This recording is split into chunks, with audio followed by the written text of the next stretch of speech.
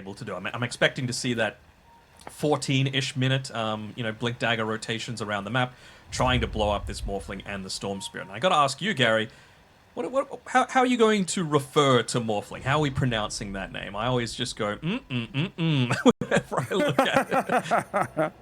I feel like in this game I'm going to be referring to him as Dead in the Fountain a lot, because I don't know, Morphling is just one of these very slow heroes for me. That's very kind of sluggish to get out of lane and find impact. Itemization can be hard on this hero as well to hit your timings.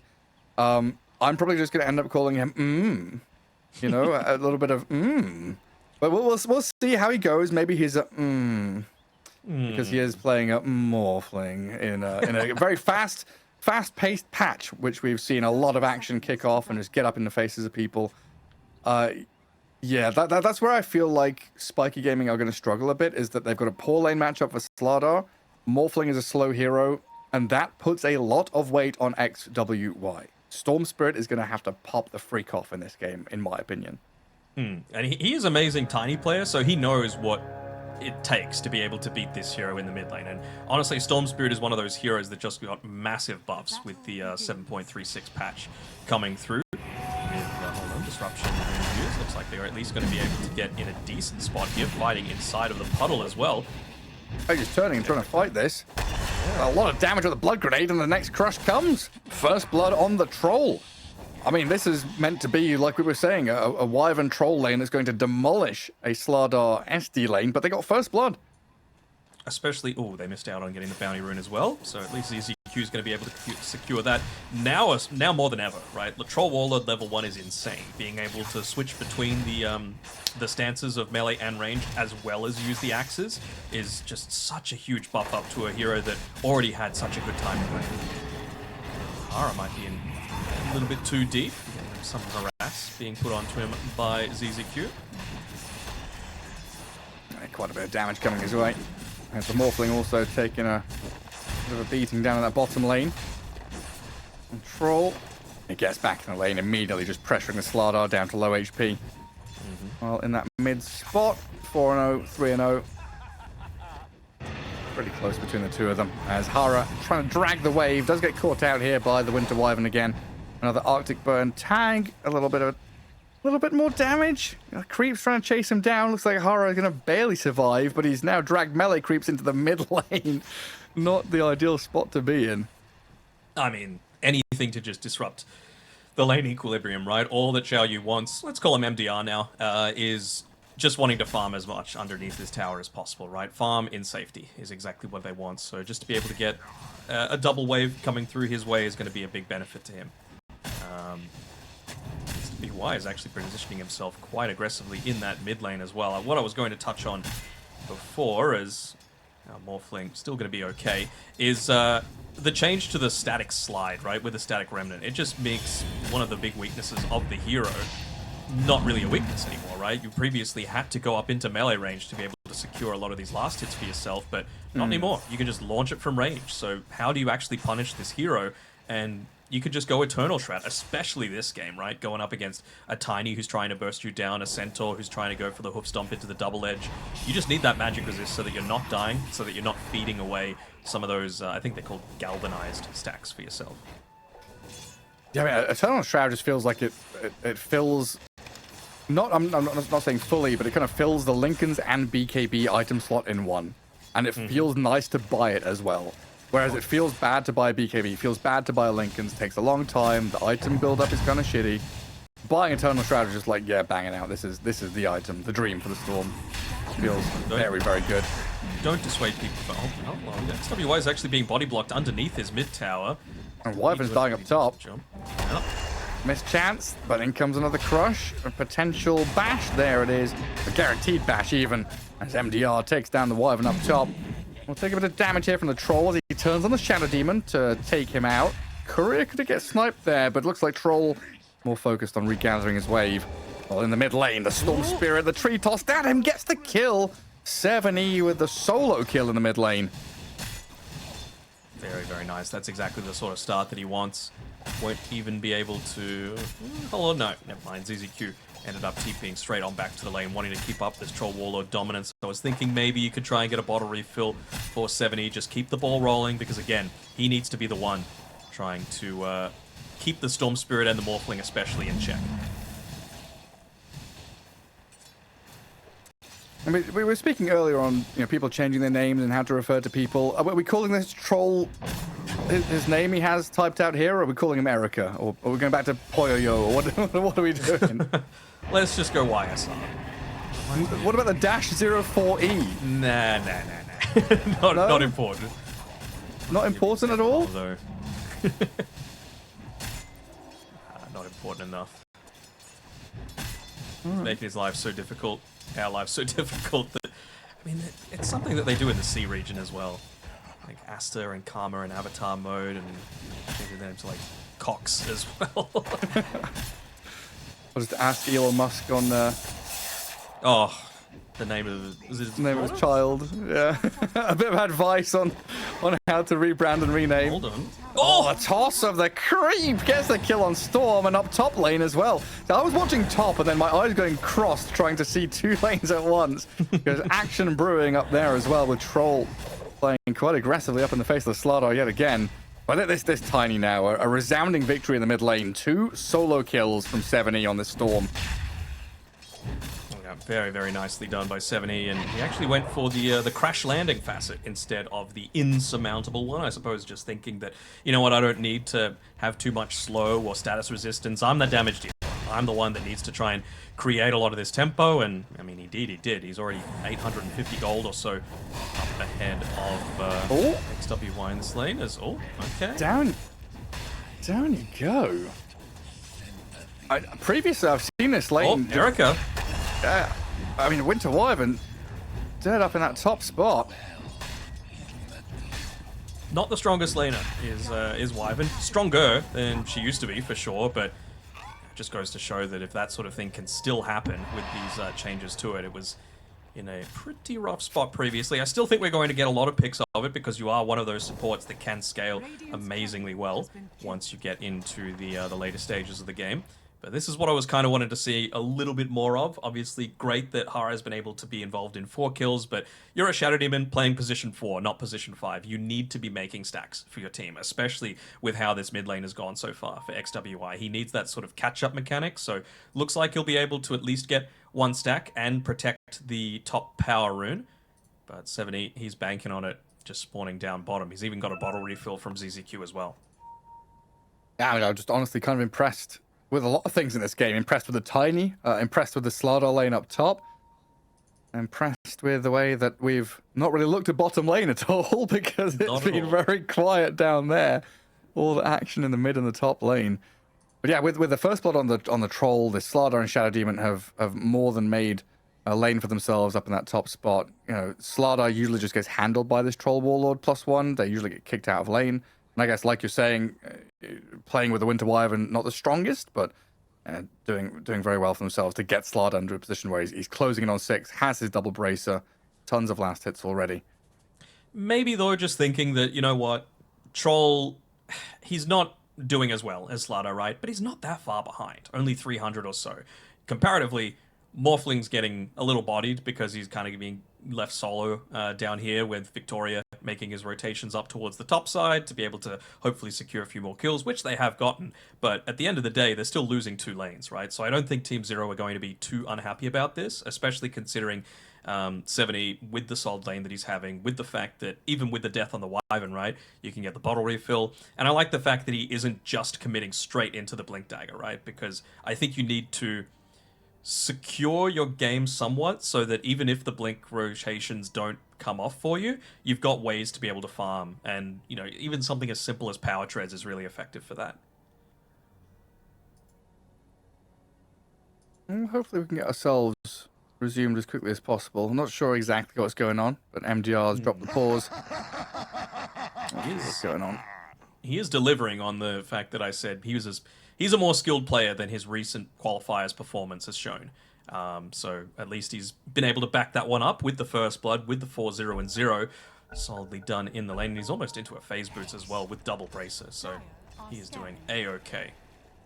Yeah, I mean, again, it's one of these situations where, you know, he's meant to be down in the dumps, so it's not just a-okay. He is like far exceeding expectations.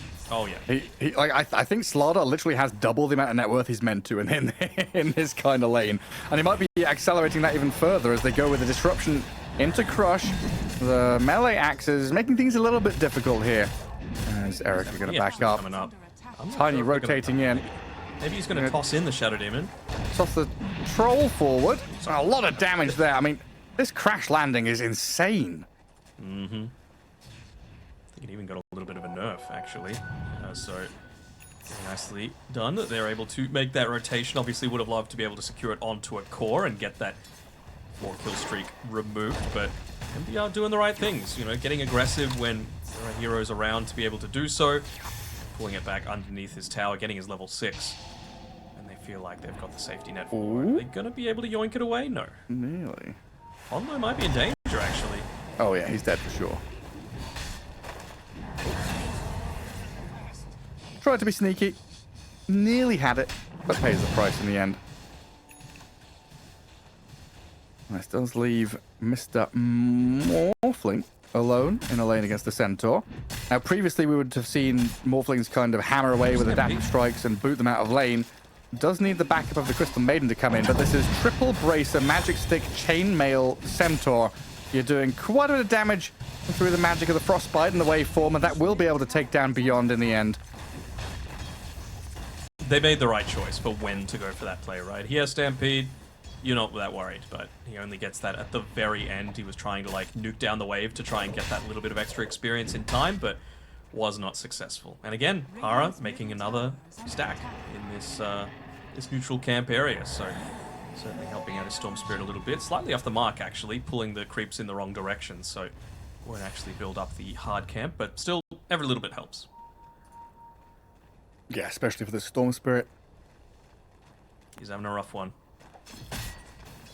Needs some serious catch-up time. Meanwhile, 70, he's just farming his own stacks as well, getting plenty of tier 1 items, you would hope, for his team. Playing around the fact that he had a shield rune as well. Not that he was in any danger of dying. And this is what I was talking about, right? Troll is just such a strong laner that it doesn't necessarily matter that Slardar had such a good game. Obviously, it's great for Spiky gaming that he was, but Troll's going to be able to recover, and the other lanes are still in not a fantastic spot. Has to be careful about committing a little bit too deep, though, although this might be a bit of bait, perhaps coming through with ZZQ making his rotation towards the lane. Might just wait for the Guardian Sprint to wear off and then make a play of their own. I could maybe bring another hero up there to help, but it looks like the emphasis is going to come down to bottom. Wave being cut by the Centaur. Tower pushed by Ponlo, as Beyond is going to scout the Maiden in the tree lines. Avalanche not coming just yet from the Tiny. Waiting and biding his time for the 2-man. Banishment there to disrupt things and save the Maiden for now. Now Stampede forward from Beyond, going to kill the Crystal Maiden off as they turn onto the Morphling with some good damage from that toss forward. 70 secures it. And the Slardar is in some serious trouble while the Shadow Demon is being hunted. Slardar turns with a punch and a bash, but down he goes. 4 heroes demolished here as Zero Gaming come in and sweep the map. Do indeed. Even Troll Warlord coming through the Twin Gate as well to be able to help out. Ends up getting himself a double kill. Just keeping that Slardar not onto the right targets, right? And that's the advantage of being able to play around vision that you've set up. That high ground ward that Ponlo placed up there was able to see that the Slardar was coming in, and you just wasn't able to lock onto the right target that he was really needing. It's a regen. Battle of the Rune. Go on. XWI gets the regen. A bit of toying with each other, though, with Ball Lightning and Avalanches being chucked. But a very strong early fight from Team Zero, though, right? Like a 2,500 net worth swing. You're getting a troll involved, and then you're back into good lanes where you can continue farming. Yep, they made it around that 10-minute period as well, right? So they had the siege creep to be able to help them out a little bit, just passively shove a lot of these lanes in. Great deep vision set up by Team Zero to be able to play around. I don't think they are going to be able to play around this mid-siege creep that's still here, but maybe Ponlo does want to connect with the rest of the team. Has to be very careful with going up onto this high ground, though, especially considering I think I only see like maybe one or two heroes on the map at this point in time. Let's see the Weaver.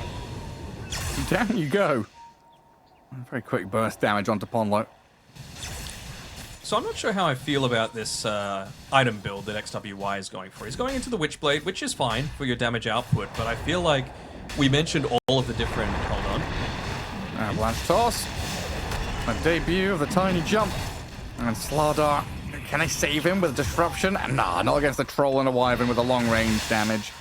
And Hara might be chased here with another toss forward. Crash landing. Just, the damage is insane.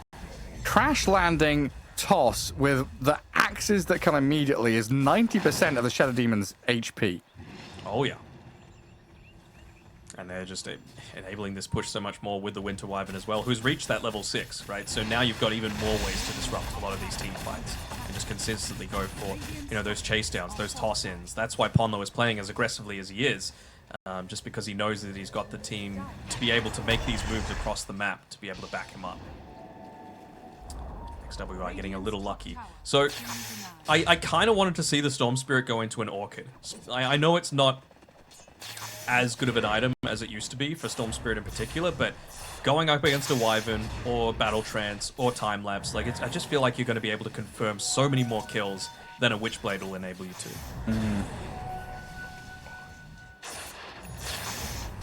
Yeah, I'd agree. I feel like, I guess whichever way you go for it, it's like aggressive item into Eternal Shroud, right? Like you want to be able to tank up after it. So I guess the way he's looking at this is Witchblade is usually the more scaling item of the two of them. Like Orchid, you want to use it, you invest in it, you get kills, and you look good. And maybe just feeling the way that this game has already been going, the Orchid's going to be late and delayed, and then there's going to be dispels and help against it already. Yeah, I get that, but I just feel like you can play for the late game, but if you don't get to the late game, then that's also an issue, right? Like, you got to get some of these easy pickoffs while you can. Another move up top. Control. DR. Smoke breaks. Oh, has he blinked? He blinked aggressively. They got away from the tiny. MDR is going to walk back into them here with a Shadow Demon, though. Crush on the Wyvern. Winter's goes out. Storm Spirit whacking into the Slardar. Disruption buys a bit of time for them as the Storm goes in onto the backlines on the Wyvern, who cold embraces herself. Storm tries to bail away, but the Slardar getting turned on again. Toss forward the Troll with the Battle Trance going. The Troll is very deep, and Erica's going to get punished for the tiny toss forward. Yeah, a little bit deep there, I think. I mean, maybe he feels okay with being able to get the kill onto the Slardar, but not if you're giving up a 6-kill streak to the enemy Morphling, who was having a really, really rough time in the lane. And I mean, in terms of aggressive moves, that's the first one that we've really seen come out from Morphling this game, as they're looking to try and make another one. Oh.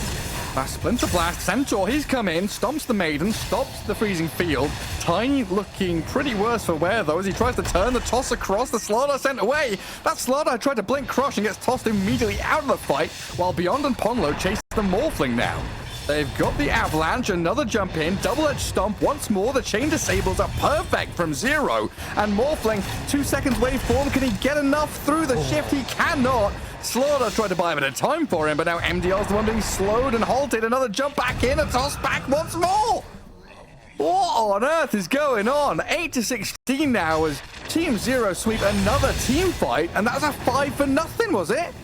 Yeah, just more and more and more and more. They just keep claiming it across the map. So much damage being dealt out here by 7E, who's been involved in 15 out of the 16 kills so far. Crazy amount of work that he's able to do.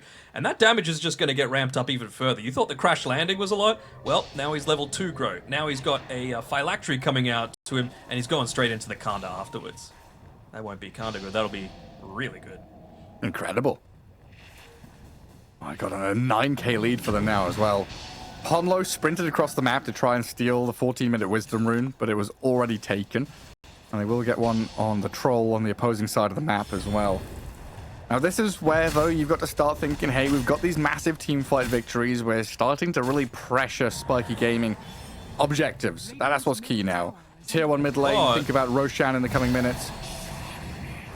Oh no, he's going to get the root through it. No, Tiny's there. Oh, what? Okay. Really just wanting to give that that kill over to the Troll Warlord, I suppose. Didn't toss the tree out there, did 70. Forgetting that he is also a core that would benefit from that kill. So getting away with it there was XWY. Still doesn't have his TP available. Hold on. Right on top. Morphling all caught up, and they've got Orchid on Ponlo now, I believe. So they've got the stun and silence on this Morphling to take him down before he can even react, really.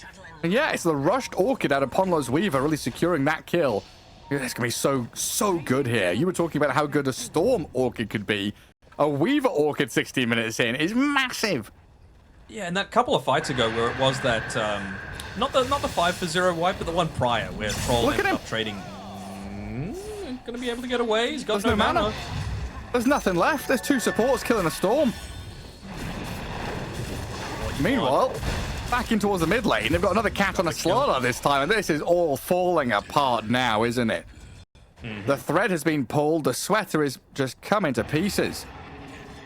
And this is why I was really wanting the Orchid previously, right, on the Storm Spirit. Imagine if he jumps into that fight a couple of ones ago and he instantly uses it on the Winter Wyvern. There's no Winter's Curse to be able to prevent the hero from dying that was in the middle there. There's no save from the Cold Embrace when he tries to commit with an Arcane Root onto the backlines. Instead, he's just kind of left doing nothing, you know, using the bottle over to the left-hand side. Sure, that one worked out okay for him, but it still just didn't feel great. And he's constantly switching between these items that he wants to go for himself. I've seen him queue up a Kaya, I've seen him queue up a BKB, I've seen him queue up a Meteor Hammer.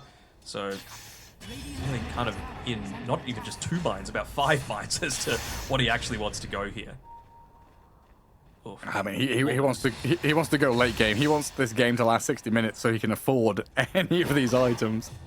I mean, how are you going to get there? No one's shoving out lanes right now. Morphling can't afford to do it. Maybe once he's got Manta Style, he'll at least be able to, you know, get a bit of that split push happening. But Slaughter, incredibly single target. Shadow Demon needs to be the save for your cause. Can't be affording to put yourself out there and shove out lanes. CM, without Crystal Clone, you can't do it at all. So I just feel like this is a very passive way of playing, and Team Zero are just going to increase their net worth lead off the back of this. And yeah, indeed, they just go into the Roche pit. Why not? Just so easy to exploit. You're out farming your opponents. We saw there on the left side of the map, Slardar and the Shadow Demon were both bodyguarding the Morphling as he farmed Ancients, and as now he moves into the Ancients area. Ponlo and 7E, though, have a glimpse of this. Down he goes. Orchid into Avatos combo. Morphling didn't stand a chance, did he? You didn't need the Orchid. You didn't need the Orchid at all. It was just all of that burst damage coming through from the Avatos, from the Kanda, from everything else. Even just the right clicks coming out from the Weaver there. It's way too much. It's XWY finally just trying to shove in a lane a little bit. But again, there's only so much that you can do when you've got no cores with that aggressive potential. And I gotta say, the CM and the Shadow Demon, yes, CM isn't necessarily like a saving style of hero, but you are very much a backline hero still. You know, you're not wanting to be up right in the center of these team fights until it's already halfway done. Weaver, exact opposite, right? Like, you can shove out lanes, you can provide at least some utility with the Swarm. You've seen the ability to use the Orchid as well, just to be able to get up in the front lines, play with your cores a little bit more effectively, whereas I feel like there's just no burst potential right now on Spiky Gaming. It's going to stay the same way until at least, I would imagine he's going to go into a Kanda next on the Morphling. Until at least minute 40. Yeah. Like, they're just chasing XWY. I've been watching this happen for the last, minute or two. Harassed and hounded by the Wyvern, the Weaver, everyone chasing this Storm and getting tipped as well. This is where the map gets very small, very dark. And very difficult for Spiky to play. They're even given Ponlo the last hit on the tower, realizing that he's got the damage to be able to do it himself. Even seen in a few team fights, he's been able to use the Geminate attack in build to just snipe couriers. Doesn't matter how much damage it does, it's still going to hit it twice.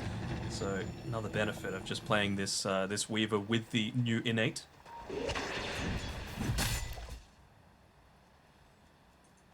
Right, so Mr. Morphling, man, what can we say about you? You are top of net worth on your team. You are a position 1 carry. You have a Manta style. I think that's about it, honestly. That's about it, yeah. Just stop there. Like, our eyes have to be on Slardar and Storm. Slardar currently being tossed around and killed. Storm is zipping into the back and looking at the Winter Wyvern. But silenced up and dead. This might just be it. 21 minutes in.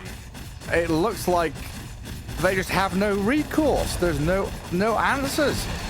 Yeah. Team Zero coming in with your mathematical proofs and equations saying, yeah, what about this one? I've got no idea, sir. I don't know, you wiped it off the whiteboard too quickly. Pretty much. Like, they just got demolished in these fights. YSR, you're so wrecked, I think is what it stands for this game, because he is just ripping through, even popping the battle trance without needing to, and even your Morphling is dying. There we go. GG is called. This feels like a little bit of a rage quit coming through here from Spiky Gaming. I thought I was watching a replay there. Like, I don't know, my brain zoned out for a second. I saw the Morphling in a twin get, and I'm like, this is just a replay, right? There's no way Morphling's done. It's Slardar, so we'll see how he does this time around playing a Marcy. Much more of a carry from the off-lane style of hero.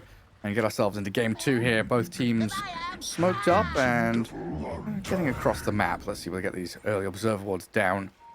And if anyone comes in contact with each other.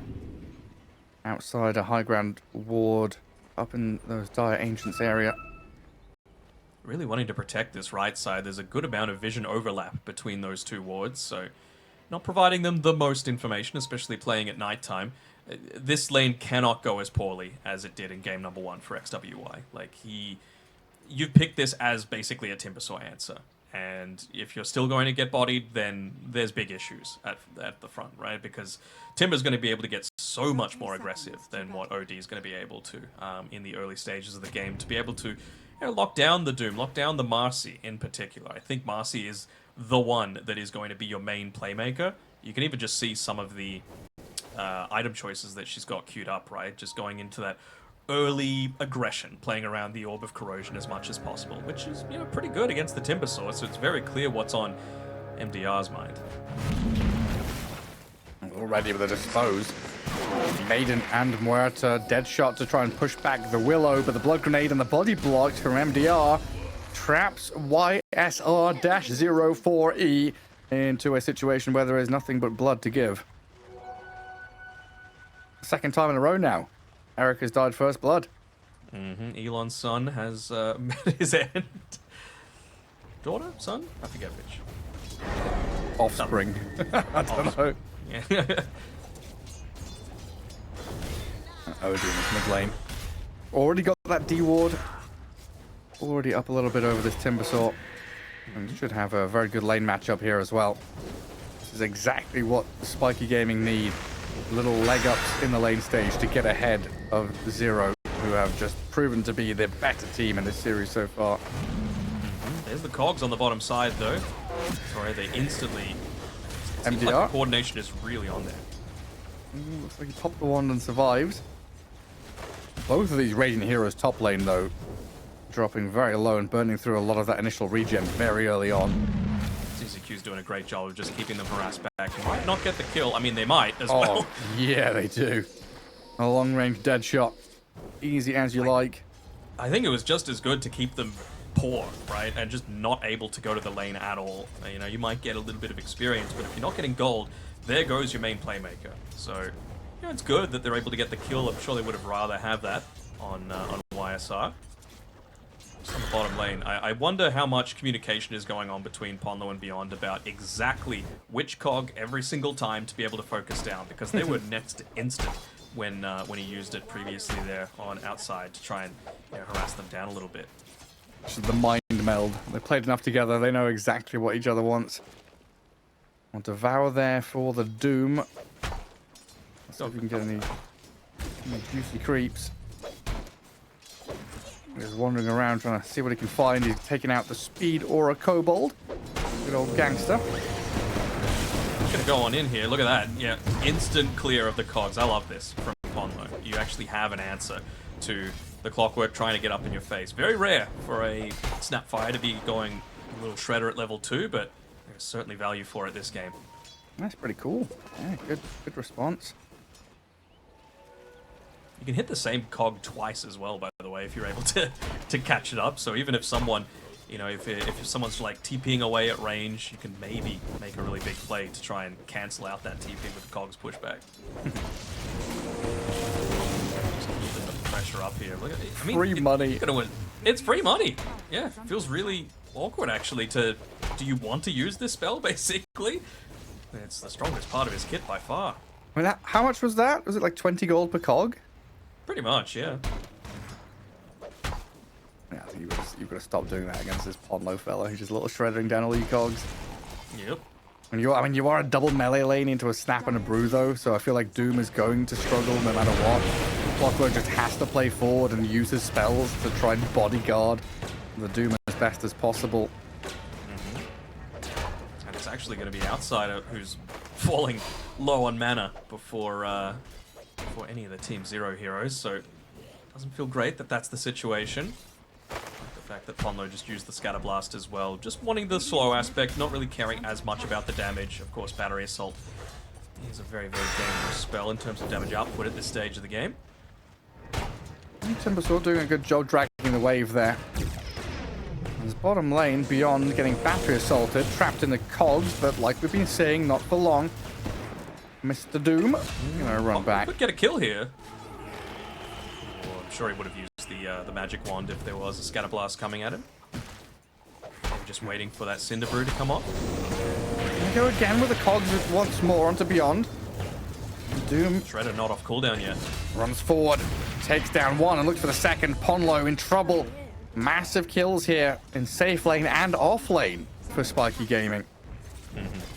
Feel like they missed a bit of their timing there. Like, it really nicely done by Spiky to be able to make that sort of play to, you know, go for the kill before the little Shredder was back off cooldown. You don't want to get more than 1 point into it, and especially with the cogs just being a 15-second cooldown, you are going to have that small window to be able to make that play.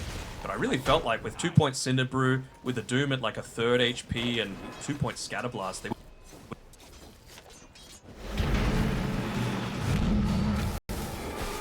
1 on top. Fairy Fire, the dead shot, Muerta barely surviving. Blood Grenade to slow down the Willow, who can't get the vision on the Muerta that she needed for that Shadow Realm hit. Salves her up. Radiant's middle tower is under attack.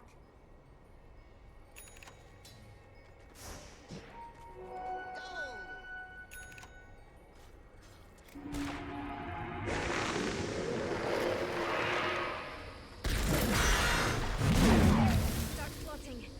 We have revenge to loot.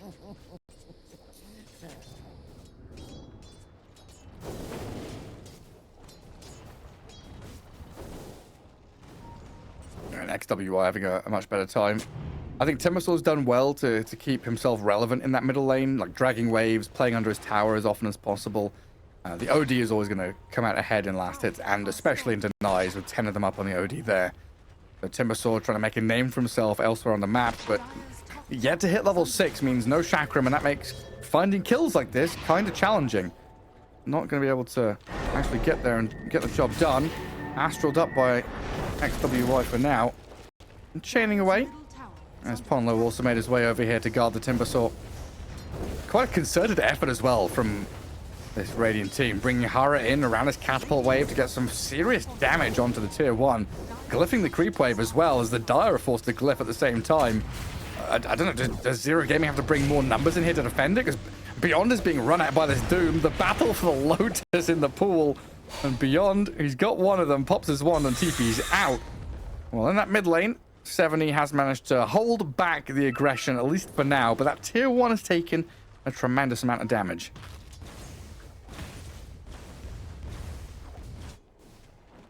That's absolutely crazy. Oh, the Doom being left alone now. Cues up the hand of Midas.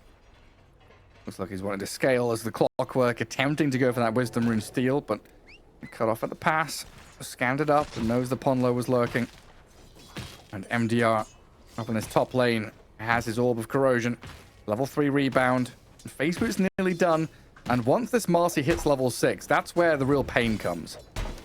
Oh, for sure. You know, you're going to be able to commit in there with the phase boots as well.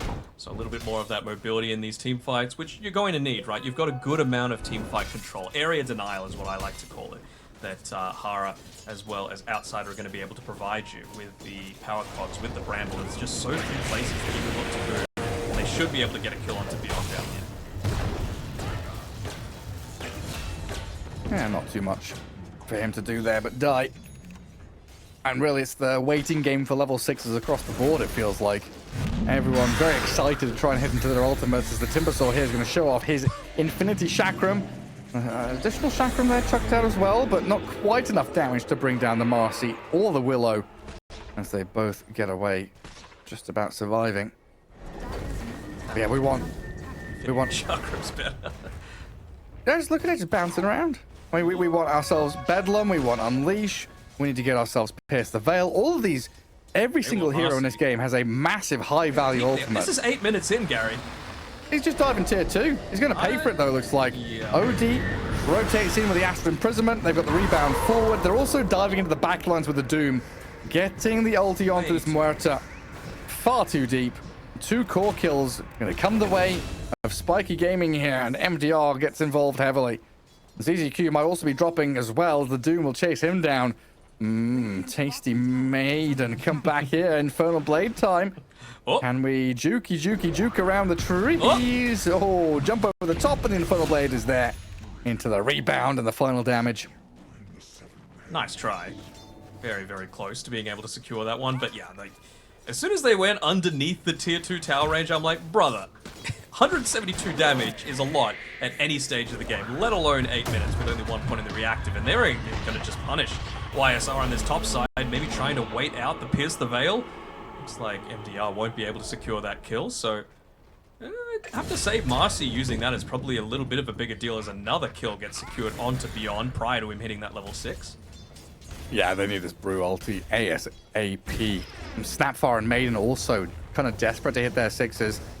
We've now got Hookshot ready. You know, Marcy and Doom showing their ultimates off and getting kills. And that preparation in the middle lane. They set this all up for that next move to take down the tier 1. I mean, a 1k lead here, 9-2. Things are looking very good for Spiky Gaming. They've got to keep it up, though. They can't let this slip because we've seen how well Team Zero can fight back. Feels like, not to blame, but like mid-diff, and that's why they're putting so much focus in onto XWY here, not wanting to give up his life for free. Hara, I think he just sees that there is no way that he's going to be able to help, especially patrolling over where ZZQ was, would have just given his life away. So big kill for them to be able to try and close that gap a little bit, and with that as well, they're looking to really quickly try and push in this mid-wave, take advantage of the siege creep. Once again, another draft that doesn't necessarily do the most at being able to take towers, so whenever they get the opportunity to enable the creeps to be able to do so, they're going to take it.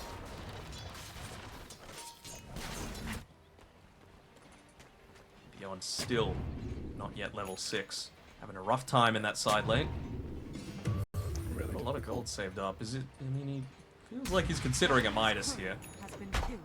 Yeah, I mean, it might be the way to go. And I think if he sees the Doom has bought one, he'll be like, oh, if he's allowed to, then surely I can as well. What's stopping me? Yeah, just get in there and go for it. Like Clockwork. Oh, Ponlo sidestepped the hook shot. Missed attempt there. Could have been a freebie. Could be acting a little bit of bait in this mid lane, but maybe they're expecting that because the real move is actually up towards this top side of the map. They want to take away that main tempo, which is MDR, especially if they can do it with the siege creep still alive, but looks like he'll be able to get away. Man, Crystal Maiden's so slow. The smoke breaks and she still can't get in range for the spells. Incredibly slow on her feet. But now with the Frostbite into Chakram, Dark Willow caught up in that spill damage. Now trapped inside the Calling and dead. Hara's gone. Clockwork. Oh, misplaced Cookie, but it looks like it doesn't matter too much. They'll slay him with a Chakram and Blood Grenade, and the 5 heroes. They came up top to dive tier 2 with 4 heroes and failed, so they bring 5 this time and will succeed. It's different if you're able to get a couple of kills first, right? Like, just to not have that full answer across the map. Not needing Beyond, I think, is the bigger deal, right? You create so much space for him to actually go back to the lane and pick up a lot of this farm for himself. Now, he's at least his level 6. Might also enable them to... Well, they weren't actually able to take the tower, but I'm really wanting to see them actually full-on commit with these couple of deep observer wards that they've been able to place on this side of the map, right? You can't just use this vision purely for information about where you can farm. I feel like you need to use it for information for how you can get a kill, but maybe they'll be able to secure that onto outside here, as he's actually looking to do a bit of a chase of his own. Didn't proc the Cinder there. Yeah, I mean, I think they've not realized that there's a lot of dire heroes here. He'll hookshot back to his creep wave and his doom for a bit of safety, but there's that full bore long range snipe shot, dead shot as well, and now the doom caught up in the chakram. Kisses are landing, the stuns aren't there, and the damage is lacking. Barely gets out with the doom. Raindrops coming in clutch for him there. Scathed. Just in time, yeah. Is that one of those words that doesn't have an opposite? Like unscathed exists. Does scathed exist? It's like unkempt. There's no kempt, but there's unkempt, you know? The one that I like the most is Ruthless and Ruth. Ruth. Oh. What a Ruth team fight. Every move he makes is just full of Ruth intention. Yeah. Oh, OD's getting TP'd on. Ruth aggression. Ruth aggression. Passivity. Oh, hold on. There's an Atos coming through from Polo as well. He's making a lot of moves happen around the map, and he's got a ton of farm as well, but he's going to probably pay for it. Yeah. Gets disposed back in towards this Willow, rebounded on and killed off by the OD. Crystal Maiden still making a meal of this, though, and steps forward with the freezing field. Good terrorize. Hogs traps her in. The terrorize is good with a doom on the Brewmaster. The brambles are annoying. Oh, that's a lot of damage from the chakram as XWI does pick up a double kill. Muerta arriving from the northern side, Very though. late, pierce the veil. Trying to clean up back here. in. Rebound. Back into the middle of them. MDR going wild on this Muerta now, opening up with a damage and a double kill, in fact. 7E, 1 versus 4, turning and thinking about how he can try and fight back into this. That whirling chakram slicing through them, but no more kills to be had. This is just the difference of having a Brewmaster ult in the fight and not. You know, that's another time that they've been able to catch him out where he's just not having that impact that he needs. Holding on to, like, you look at his net worth right now, he's actually got less effective net worth than the enemy, than your own Crystal Maiden, because he's not using any of it. He's just holding on to this. I assume he's going for the Radiance because of all of this now, but he just isn't providing anything to lane presence, tower pressure, team fights, nothing. Yeah, and if he gets doomed, he has no ultimate, and he is all about his ulti right now. Taking out that fight completely. Yeah, it's got to be the Radiance. He's got to be saving up to it. And a bit of a timing hit here from Team Zero, where they need to wait for that. Muerta, much more of a mid-game hero as well, needs to get herself into that attack speed, maybe a defensive item down the line too. Try and protect against this OD and Doom. Like, you're going to need Lincoln Spheres, you're going to need 4 staffs here. Yep. Like, Lincoln Sphere, massive. I mean, I think both of them. You need a Lincolns, and you probably need 2 4 staffs on your supports. Yeah, I mean, you can go into a Hurricane Pike for himself as well, just for that little bit of extra attack range as well. I like the fact that even if they don't get a kill here, I just want them opening up this tower a little bit further for themselves. They will get the kill, and they've got the siege creep still for this top lane. So I want to see a lot more emphasis being given over here. It's beyond, just again, it's making space for the Brewmaster, but he's got to pay it back. Again, though, just realizing that Marcy is the centerpiece of a lot of these aggressive moves that they can potentially make. The Observer Ward as well, placed down by ZZQ previously, is going to see exactly where Hara is playing, so at least they finally open up the map a little bit and give themselves some space to be able to make some more aggressive smoke moves. Every time I go to ZZQ's camera, I don't know, he's chewing on gum or something, but it's making me hungry. He's been chewing on it for the entire series, 2 games. It's lasted quite a while. Never-ending gobstopper or something he's got from Willy Wonka's factory. Look at him. He's got something tasty in his mouth, I tell you now. Oh, beyond. He's made a move here with Ponlo down to bottom. Finally gets off the primal split to cause a bit of havoc here onto Outsider. Transferring this into something bigger is probably not going to happen, but it's going to be farm for the Brewmaster regardless. That's the biggest thing that he could probably hope for at this stage of the game, right? They didn't want to fight until he got his Radiance anyway, so with him being able to secure the kill, secure a creep wave or 2 for himself, they were able to take the tier 1 tower down bottom as well previously, so it's a lot more space that now you've got to be able to play with on Team Zero, and I'd be a little worried if I'm Spiky Gaming, right? I feel like they've hit a few of these items and they just haven't made enough happen with it. Like, it's a Doom, who kind of similar boat to the Brewmaster, has got a lot of net worth that he isn't actually using right now.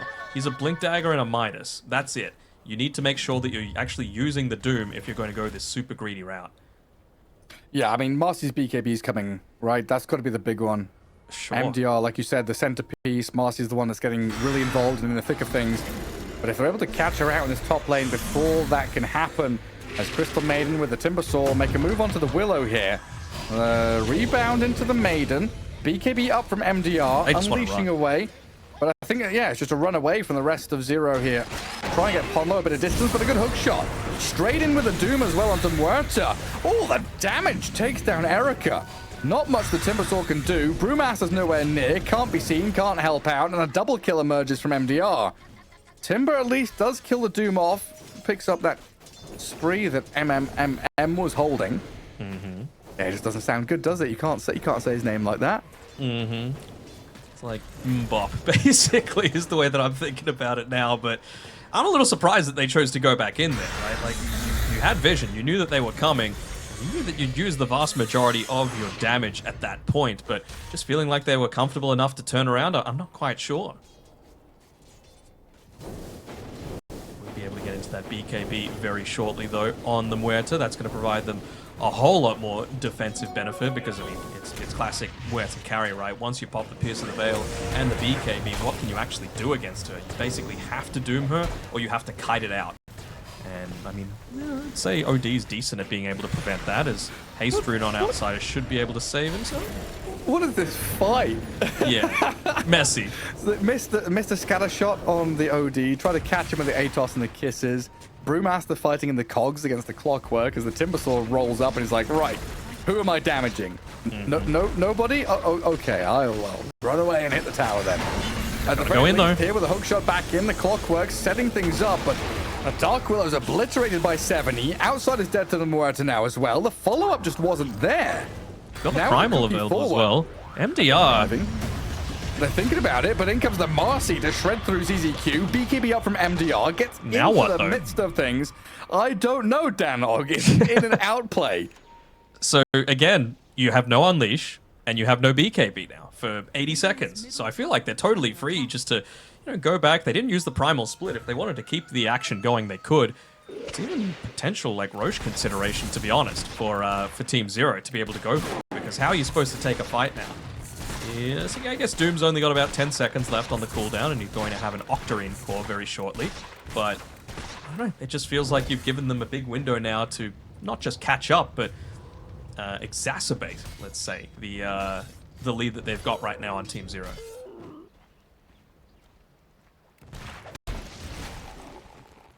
Yeah, I guess at the very least you know, as Spiky Gaming, that Roshan isn't really a worry. Like, the Radiant are the ones who can sneak it, or they can go in and take it quickly after a team fight. I don't know. Decent against it. It's not quick, though, is it? Yeah. Decent. They'd rather take a comprehensive team fight victory and then take it, rather than just, Snap. one-for-one trade. Snap being doomed? Yeah. There we go. That's pretty significant to know as well. No Doom to have to worry about. They're saying, hell yeah, time to go in. That was the only thing we were worried about previously. Good positioning, though, by outside. I'm sure that they're not going to be able to go in, but maybe with that Doom, they're like, all right, that was the team fight remover that we needed. See you later. Maybe not. Maybe yes. Maybe stuns? Nope. He's out of there.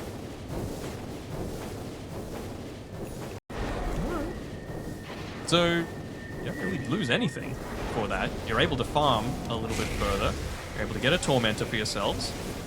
SWY working into his own Hurricane Pike, and he might need to protect himself. God, that was close. Just to be able, like, he needs the burst, right, onto a lot of these heroes. Just, I want to see Blink in, Hurricane Pike, whack, whack, whack, onto the Timbersaw in particular, right? Because Muerta is going to be undamageable very soon. Brewmaster, that's the job of the Doom to be able to take care of. You just need to be able to take care of the Timbersaw, in my eyes. Like, because they really don't have that much teamfight control at the moment, especially once they get their own BKBs.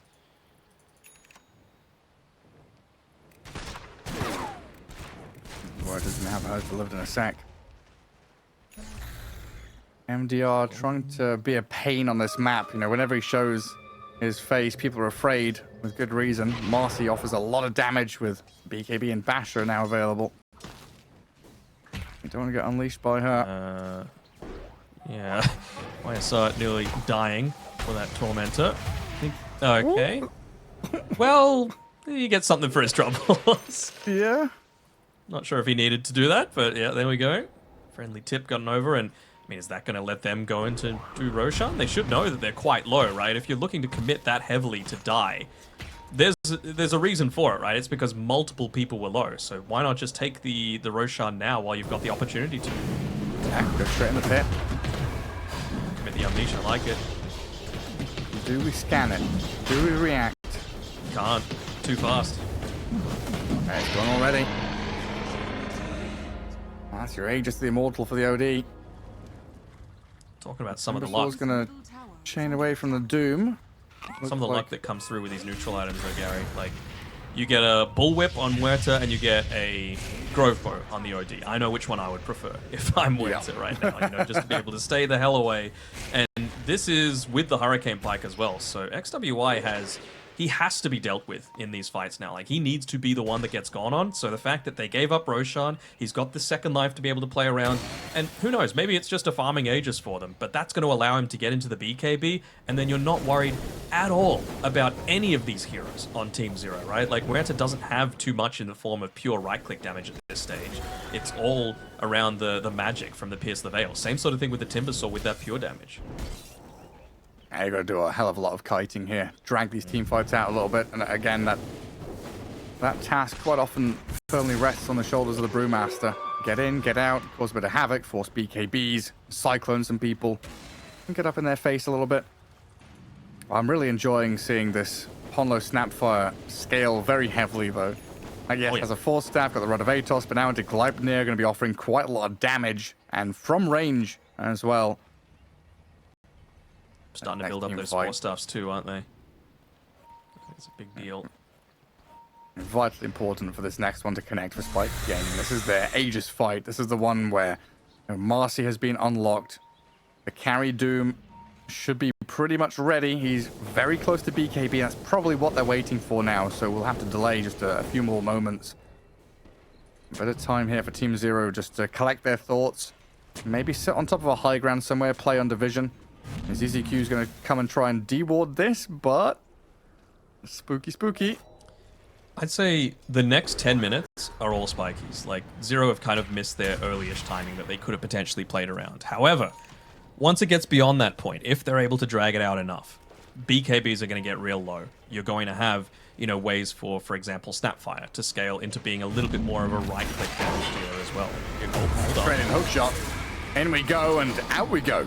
Chris the Maiden disappears. Outsider dropping pretty low here. The kiss is going to land on his head, but looks like he's okay with that urn charge. Just about to survive on 70 HP. Meanwhile, Beyond getting cookied away by Ponlo, out of the range of MDR's damage. High ground vision still there for the Radiant team, spotting anyone coming, while the Timbersaw, he's tried to make a move there onto the Marcy, but not able to finish her off. Still hadn't used the BKB either on Marcy, so really recognizing how valuable that item is going to be for them, as there's actually an app damage on the top side of the river, so I'm sure that's been pinged out at the moment. Say, hey, XWY, this is the thing that you want to make sure that you're claiming ASAP.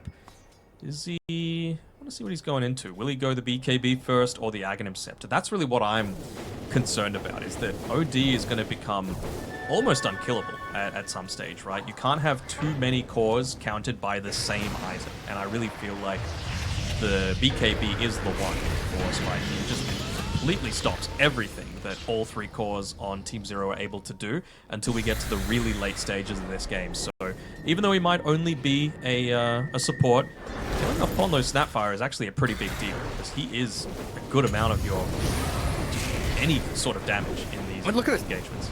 Look at this Timbersaw just dying up top. Yep. The OD comes up, sets it up beautifully with that Astral, holds the Witchblade hit as well, then Doom comes in to make sure it's all secured. Even had to pop the BKB for that. It's looking good for Spiky.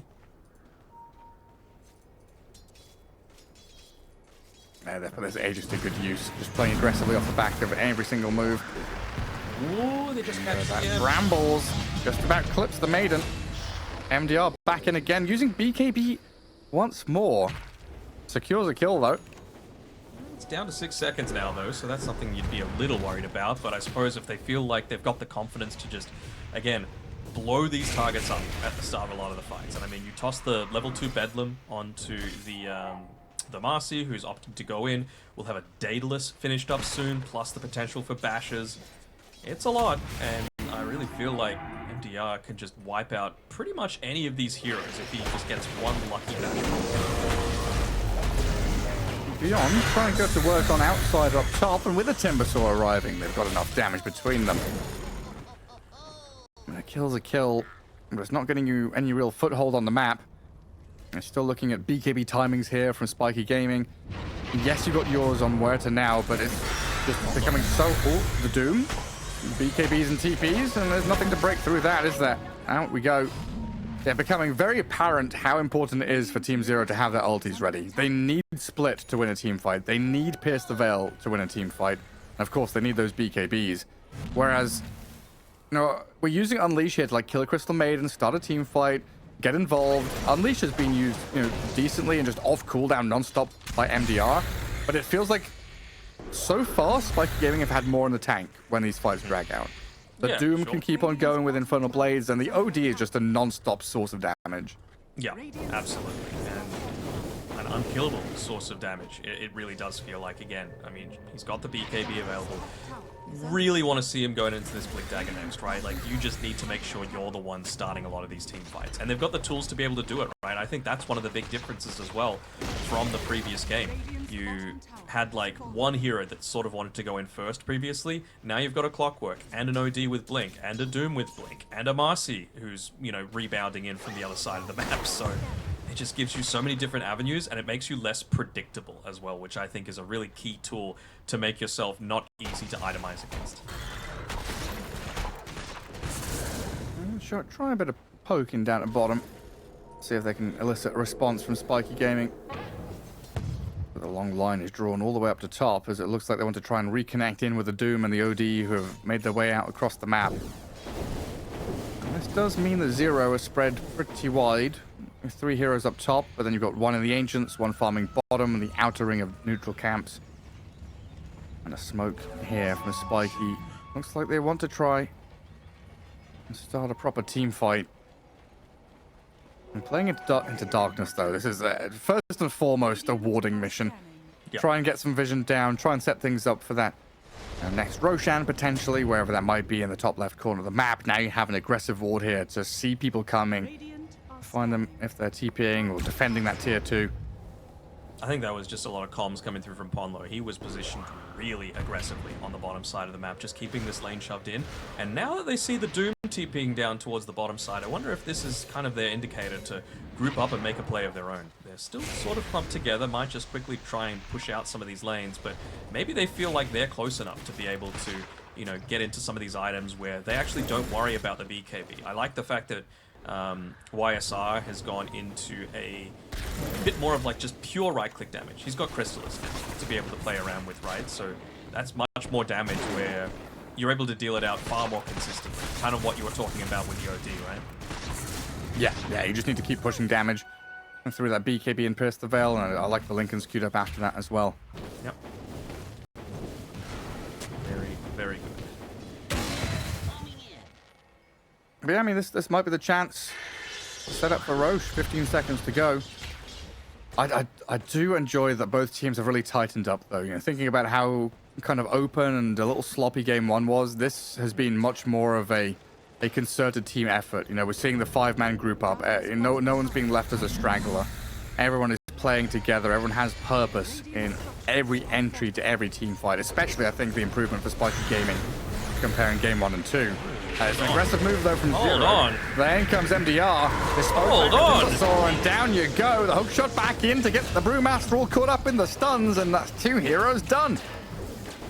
Gary, you talk about casting. I mean, I was praising Spiky Gaming for playing as 5. Them playing as 5 there paid off big time. Oh, okay. I thought you said the whole team, the whole game, because that was way too far disconnected there by Team Zero. Just committing into a brambles where you don't know where the enemy team is.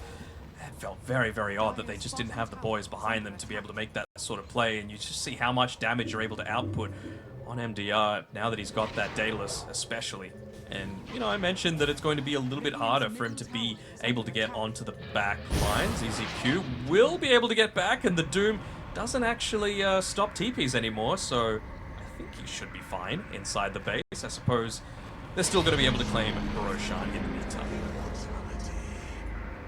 God, it feels bad to just sit in Fountain doomed and not heal whatsoever. That was The 130 or so 100 to HP. nothing. Nearly. He's still just munching away on whatever he's got in his mouth. Like no reaction, just chew. Chew on your gum. Gem up on the clockwork. Doom and OD with those blinks. Tons of surprise damage. Like if you see a Dark Willow or a clockwork on the map, you know you're going to get jumped by 3 heroes out the fog immediately. Some kind of jump scare is going to happen. Radiant team offering a tremendous amount of surprise initiation and damage immediately. St. Paulo needs to be a little bit careful. He's doing a good job keeping these lanes shoved in, and he's going again into that scaling potential for himself. Snapfire, universal hero, even from the position 4, he wants to get some more value out of this Hurricane Pike, right? Dragonlance still providing a good amount of stats for yourself. Does anyone have a gem at the moment on Spiky? I think that's, yeah, I think Clockwork just got his delivered. Ends up walking past where it was actually warded though, inside of the jungle, so they still do have a little bit of information to be able to play around with, excuse me, on Team Zero. His smoke up. Gonna try and close this one out.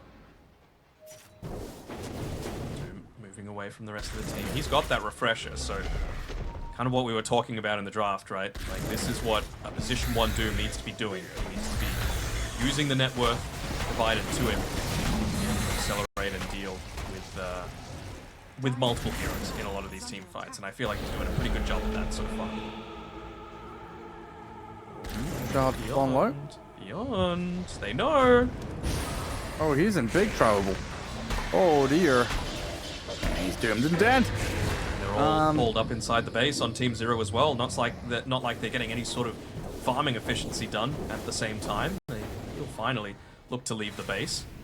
Yeah, it is just another one of those instances where it feels like the team that makes the jump is the one that's going to be able to get out on top, right? They've got the burst damage with Snapfire, Timbersaw, Muerta, but they're just never the ones to be able to try and start things off. So I'm not sure if you can opt to go into something like, you know, the Daedalus Lincolns on YSR, or if he needs to be the one to actually be like, well, okay, if I'm getting a Blink Timbersaw, for example, I need to actually blink in as well and make sure I'm able to output my damage really fast so that they just can't respond to it.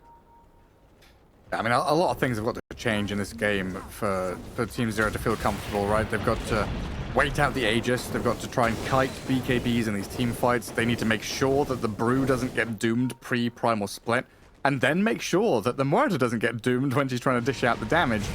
There's a lot of things that, again, thinking about game 1, all the answers that they had in the team fights, and now game 2, the turnaround, as ZZQ will die up in that top lane, caught out by the Doom yet again. For a Doom, though, right? So, which is, you know, pretty big. That, sorry, not for a BKB, which is a pretty big tool to have to use. He's going to get the greater healing Lotus for his troubles as well, though. It just feels like it's so hard for them to even leave the base at all. Like, look at 7E's position. This is really gutsy for him to be, but I suppose he knows that there's no instant TP response, right? You can see Doom looking to try and address him, but it's going to be just that little bit longer for him to be able to actually TP in there. Radiant are scanning. Straight down to bottom. And gather up a bit more farm and reconnect with your team. He's made sure to keep that that purge creep eaten as well. On Of course, want that Lincoln's Breaker. So he's going to have that. So you can buy all the items that you want, but I feel like you can't get too defensive on Team Zero. You need to actually find a way to be able to start out a lot of these fights. The damage being done is not that bad by Podlo. This is a level 17 Snapfire, still Not getting the multi-shot, not using his attack damage. Ooh, actually going for an Aghanim Scepter, it seems, on the snap. He's changed his mind a couple of times now and just gets away. Yeah, kills the banner.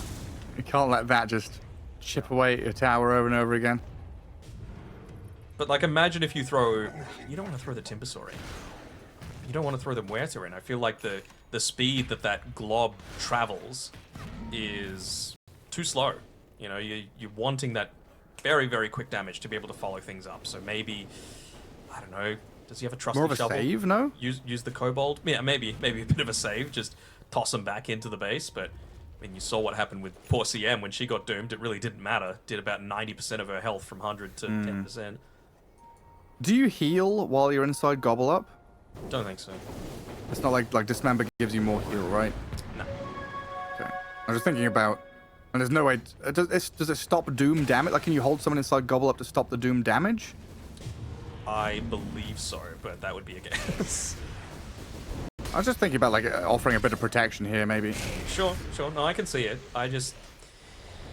Of course, it's hard to do when you've got, like, basically half their kill score. You've now waited long enough that XWY...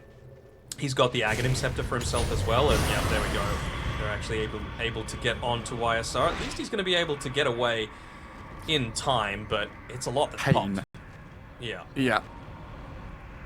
And that's through Lincoln's as well. It's like, yeah, you bought a Lincoln Sphere. Congrats. I've got ways to pop it. The Brewmaster might also be in trouble on the left side of the map. Ooh, He's popped the Ninja Gear. Blink. Tries to skirt away with the Ninja Gear smoke, the blink into the Primal Split. Unleash from MDR and TP from the Doom. Because Timbersaw and Maiden also showed their faces up here as they jump aggressively straight towards Ponlo. Dead Snapfire. And Beyond trying to cyclone and hold them back as the rest of Zero retreating as quickly as they possibly can. Ooh, what a hook! The vision given. Rocket Flare into hook shot. Easy as you like for the OD to come and clear up. Very, very nicely done. Long range kill for Outsider. I guess the thing is, they feel like it's okay to give up those support kills because it pushes out the lane. It means you're delaying the game a little bit further so that you're going to have that BKB available for YSR again. It gets you a little bit closer towards like finally taking a fight that goes in their favor because, I mean, has a single fight gone in their favor this entire game? Maybe one, but that would have been at like the 10 or so minute mark around the time that they were able to get some of these tier 1 towers. Nah, I mean, this entire game we've talked about Brewmaster struggling. Like, Timbersaw struggled in lane and had to make moves and, like, had some good early fights. I guess Team Zero had one good fight, right? They failed one between tier 1, tier 2 top, and then they went again and they succeeded the second time. But outside of that, it has been a one-way street here. I mean, 11k lead, tier 3 top is dead. This is, you know, without Aegis or anything like that, just going up high ground, shredding buildings. If they win a team fight on the doorstep of this dire base, they could just go for more as well. I'm so surprised at how long all of these wards are staying up. Like Hara, is it Hara that's holding on to it? Who's got the gem, actually? Doom.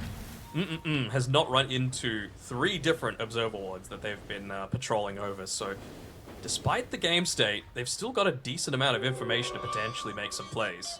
I'm just a little bit worried that it's going to go from bad to worse, because Doom's nearly level 25, so talk about all those issues that you're having, it's only going to be amplified by either a break or a mute. Honestly, both of them are pretty valued this game, either against the Timbersaw, against the Gunslinger for the break, but also the mute just to prevent these BKBs from even being popped. Yeah, I mean, it's just another one of these cases of how do you start the fight, right? Hold on. Muerta. How did he know? Gets away. He felt it coming. I was like, how do you start the fight as the Dire team? Just wait for the opponents to go on you? Seems like the best option, and that never feels like the best option. Yeah, that's why I was really wanting the Muerta to go Blink Dagger, right? So that if you do find a, blink on the Timbersaw onto any target, you just blink in and you confirm the kill, right? And it needs to be one of the squishier heroes. Like, if you can catch even the Dark Wheeler, honestly, feels really significant because that Terrorize is being quite a challenging thing to have to deal with. Radiant are scanning. Scan in the base is going to pick up on it. Not sure if they would have seen the mid-wave just disappear to the Frostbite. I mean, this is huge. If they can connect on this properly. Roshan and 20. Smoke on smoke. The Doom's going to join them. Muerta comes out the smoke and is going to show on the wave a little further back. 70. This is They've got getting the a little Watcher. close. He could maybe play around the Watcher. And he's blinking away beyond. He's going to get jumped on the Doom straight in with a BKB. They get spells off. Quickly. The damage is good. The Lincoln's pop. The Hex is there. And the Muerta in trouble, getting destroyed by the OD. She's dead for 90. MDR picks up a double kill. Timbersaw going to get shredded by the Unleash now as well, as XWY going to open up with that astral damage. BKB TP from the Timbersaw gets him out, while the Brewmaster running with the Brewlings all the way back towards the fountain as quickly as he can. And ZZQ dead though, and 3 down, no response. And this is going to lead to a lane of barracks, it looks like. No Muerta for a minute. No Muerta for a minute. No Snapfire for 40 seconds as well, and you just see that was the Doom coming through with the mute as well, so no BKB even able to be popped there by YSR. Means that they're never really able to get on the front foot. I haven't seen a better start to a team fight, and that's saying something, right? That was not convincing by any stretch, but at least they were able to get the primal split off. At least they had some sort of positioning. I think they had vision down in the lane as well, but despite all of that, they're just able to instantly blow up all of these targets. That's why they need to be the ones playing on the front foot. They never get the chance. Yeah, I mean, this MDR Marcy has been monstrous. You've got Doom from the safe lane, who's outstripping everyone in farm when it's Devour, when it's Midas. You got pretty massive 21k lead here. Only proving insurmountable for Team Zero. And they get Roshan again. Like you needed anything else. I mean, they're just going to explode in this next fight, right? Like, OD's going to have Refresher on top of level 25, on top of, double Scythe Device, double Sanity's Eclipse, Parasma. How are you supposed to stop all this damage outside of going on OD when he's got Essence Flux? Like, there's no chance that you're going to be able to do it. He's, that Aghanim Scepter is going to provide way too much protection for him. So, I'm trying to formulate the perfect team fight in my eyes. Brew has to split, he has to toss the OD in the air, and you need to blow up the Doom before he gets Doom off on anyone. I mean, there's a DD rune in the bottom spot of the river that would be great for Muerta, but it's the Timbersaw making that first point of contact. Brew in with a split, chasing OD, but the Doom is down on the Timbersaw now, and runs straight in towards the Timbersaw. They are being held back, though, by the Muerta with a Pierce the Veil, doing good damage onto MDR. They kited Does so well, rebound though. back into the Brewlings. Now the Shadow Realm protecting up the Dark Willow, and the turnaround onto Muerta now. Perfectly done. Out-executed in this team fight, and in this game, Team Zero will tap out in game 2 as we head to a third. Yes, we will. I mean, that Doom at the end of the day was a fantastic pick. Neither of us were expecting it in the position 1 role. We've seen a mid-Doom as well. Do nasty stuff. Actually, it's just pairings with Willow that I'm thinking is Willow with the Ember Spirit, Willow with the Weaver. There's Bedlam on any of these heroes is just nasty, nasty pain. And then, on top of the damage, I think just you look at the maneuverability here. The opportunity for Spiky Gaming, not just to play within fights very quickly back and forth with charges and remnants and Weaver Shikuchiing, but to play that map where you see an isolated Rubik or you see an Earth Spirit, and you're like, I want to get away from that Earth Spirit. I don't want to team fight him. Run across the opposite side of the map very quickly before your opponent has a chance to see you, and then you go and use this Willow with a Legion, the dual Bedlam play. You can't show on the lane if you're Clockwork or Rubik. That's the thing, right? And previously, we saw Bobica in the previous series do it, right? Where he's just playing with a Glipnir, using Hoodwink with like the Bushwhack and the Acorn Shot in the tree line. But how are you supposed to do it with a Rubik? You do not farm very well. I mean, one thing that they've got going for them is that Ponlu is a very good Rubik player. Very, very fast reaction speed, able to steal the right spells at the right time. But, I mean, what spell does he even want? Brambles, probably, is the big one for him. Shikuchi Brambles, yeah. Yeah. Pretty much it. He's going to have instant lift to, stop charges, to maybe save people from duel, catch the Ember Spirit, etc. But not the best Rubik game, but not a bad one by any means. Ember in that mid lane. We're facing off against an Earth Spirit. The red against the green. Let's see how that all pans out, as Ember has received a fair number of buffs in recent time. So was Earth Spirit, though. Well, people feel differently about it, right? Like, they really don't like one of the the facets, they feel like it's completely useless as well. XWY has already taken a few tower hits as well. Nice use of the kick early on. Even just the Flame Guard feels really good this game for all the magic damage that they're having to contend with, right? Obviously, you've got the Innate, which is just always on, but the magic absorption, of course, is going to be so impactful against the Magnetize, the Fade Bolt, the Battery Assault, everything else coming out there. Yeah, I mean, even just having these heroes that get out of cogs. Yeah. Have fun clockwork, trying to initiate and get the job done. Well, that top lane, the troll, is it happening again? YSR dying to MDR. A troll's being chased back. It looks like he's going to get a bit of distance here. This is going to be enough, though. Hara, he will be the one to confirm this kill. Darkwillow comes in. Legion gets it. First blood on the Legion commander to kill off the safe lane carry yet again. That's 3 games in a row now where How is he that deep? Eric has died. I didn't see it. I looked up and he's like next to the Lotus Port. I'm like, brother, you got a creep wave right next to the tower. This is the dream. Maybe once they're level 2 and you've got the Battery Assault and the cogs to be able to play around with, but certainly not that early. Yeah, those are just troll warlord things. He thinks he's going to win the lane and he starts trying to channel that inner energy and all of a sudden he's caught up. Darkwillow Legion lane. A good start for Spiky Gaming. Hara going to make sure that pull across, even though it is contested, not going to be an easy one for the troll. He does step forward again, rooting up the Willow, but the Brambles come out now and MDR can step up. 7E nearly able to get a kickback on XWY up onto the high ground, which might have delayed a little bit of his farming in that mid lane as well. Would have been nice to be able to have. He is going for the urn, by the way, so, I mean, if you're wanting to get active, sure, I can see why. But even, like, into this, right? Like, who are you actually going to get a lot of benefit out of using this in onto? You use it into any sort of Legion Commander situation. Just 1 point in the press of the attack feels great to be able to nullify a lot of the damage coming through.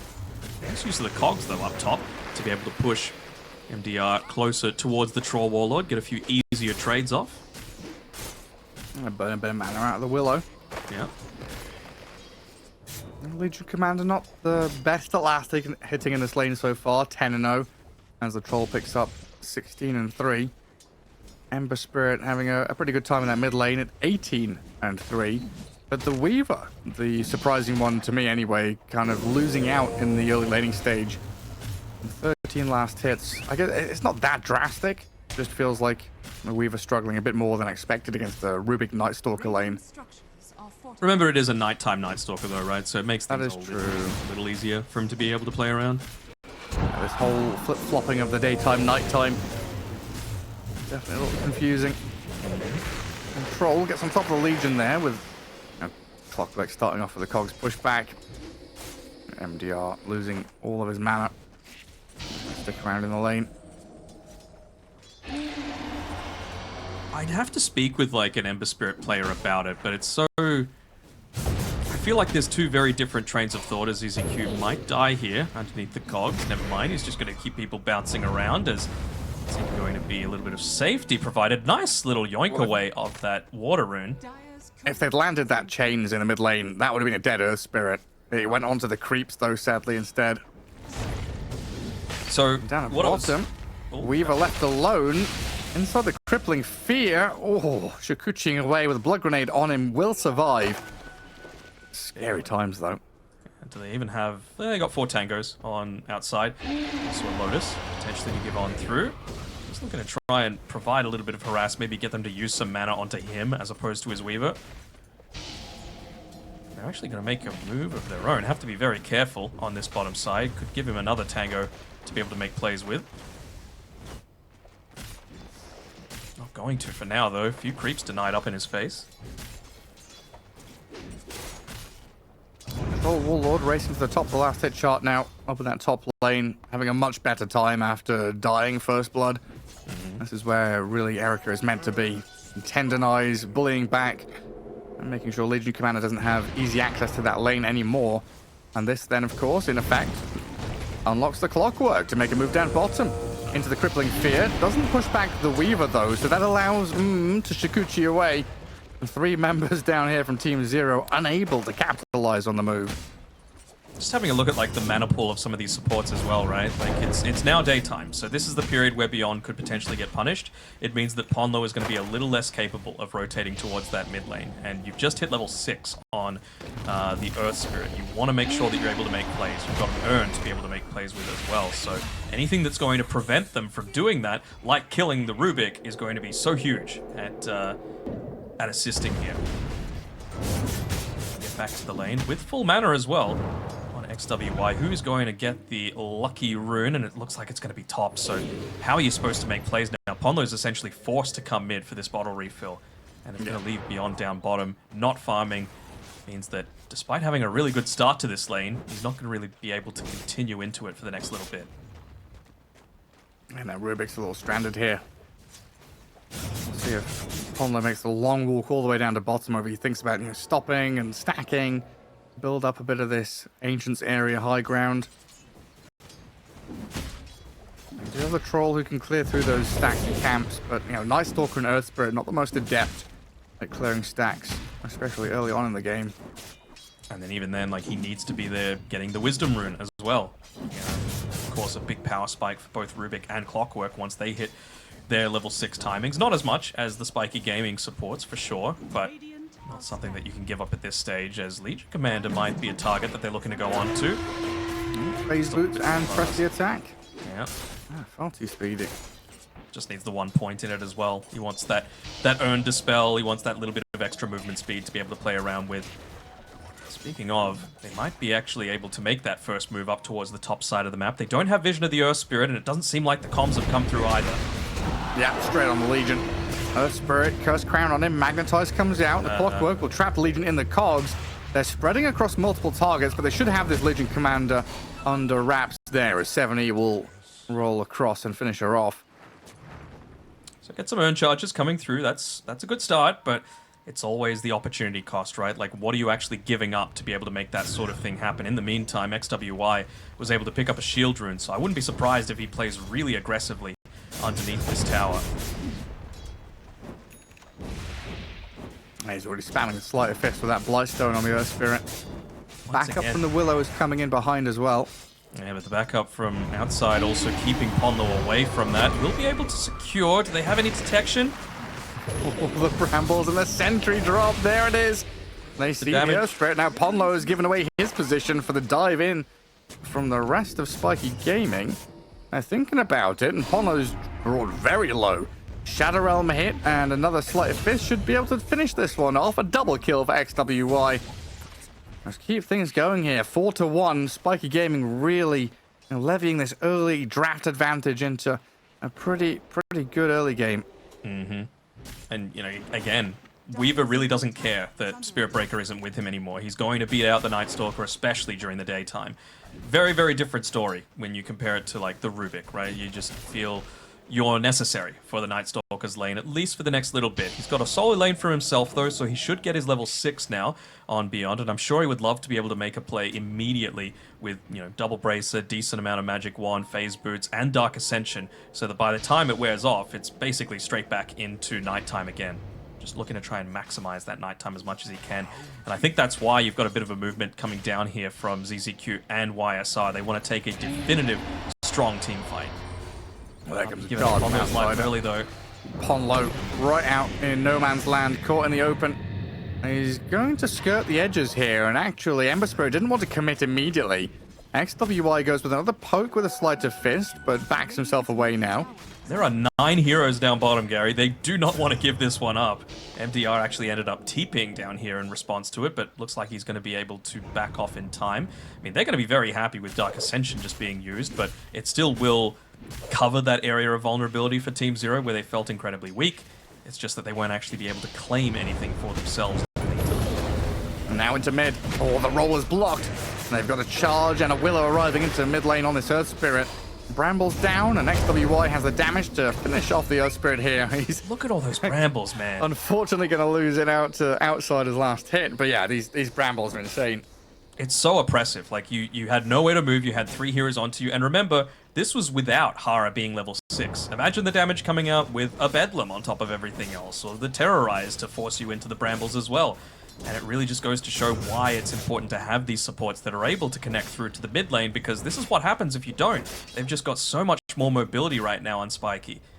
They even secured the Arcane Rune as well for XWY, so he can just look to continue to try and make the plays. They want the kill onto Ponlo as well. He's getting charged. Man, it's not stopped. This is that gap closing mentality, right? This is that ability just to maneuver across the map, you know, ping-ponging around from one side to the other.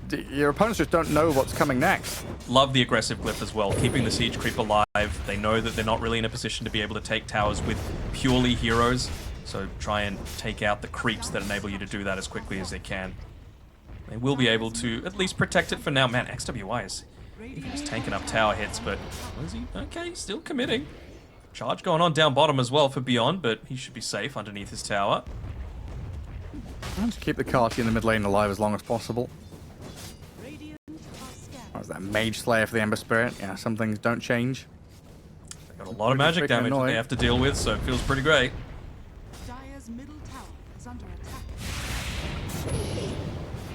Trying to hold on to this tier 1 with Rubik here, but look at Hara going in from the left side alongside the Spirit Breaker and the Weaver. I mean, everyone just connects here perfectly into that mid lane behind tier 1. Like, where did Weaver come from? Exactly. That's what I want to know. TP? Did he even TP? No, I think he just ran up through the jungle. He was just farming along the way. Sure. Okay, man. Well, we'll give a chance here. Team Zero going to make sure they take down that tier 1 bottom lane.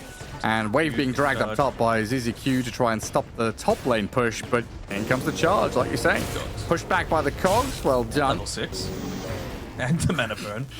Pushing the cogs around as well. Very irritating for the Legion commander. But this is where that 5-man ball up comes into play. Brambles dropped. Terrorize is good. MDR kept alive at least for now, but he's rolled upon and magnetized. Legion looks like she's down and out. On the right side of the fight, Beyond has managed to really good magnetize. in and out of the fight, and this magnetizes on all of them. They will get the bash back on the troll, but Outsider trying to run away now. A roll back in towards him, not quite connecting. Negative armor on Weaver and Ember Spirit. Take him out. Hara, though, in trouble as the troll and Night Stalker find the Willow kill. Very scrappy fight there. Looked like it was great for Team Zero. In the end, is that a 2-for-1? It was a 2-for-1, but a lot of damage being dealt out by that Earth Spirit, right? It really just goes to show why this Mage Slayer is of utmost importance for XWY to be able to pick up as quickly as possible. He's damn close to being able to do it, by the way, but he's just going to get even more of an issue in the middle of these team fights once he gets more points in the Flame Guard. So they even get a quick kill onto the Clockwork. I believe that was a dual kill as well, so Blade Mail revealed and starting to scale. Here's MDR. And then mid lane. Wherever you look, there's a dual kill top, bonus damage gained, mid lane, the Rubik dead again as Outsider trades his life for Ponlo's. Just action non-stop, 10-4, a kill a minute, more than that even, and a 2k lead coming out for Spiky Gaming. Doesn't feel as inevitable as the previous game did, though, right? I see avenues for Team Zero to be able to come back into this one. We've got 70 building into a Blade Mail for himself. That's going to give him so much more fighting potential. Never mind, he just goes and gets the Spirit Vessel next, so clearly feeling like they need that little bit of extra damage. But, of course, Legion Commander in place with the Press the Attack can look to nullify a lot of that. Even having the cores protect some of these runes as well, as we get another dive going on as well. Jeez. Yeah, Bedlam damage. Ooh, not quite enough.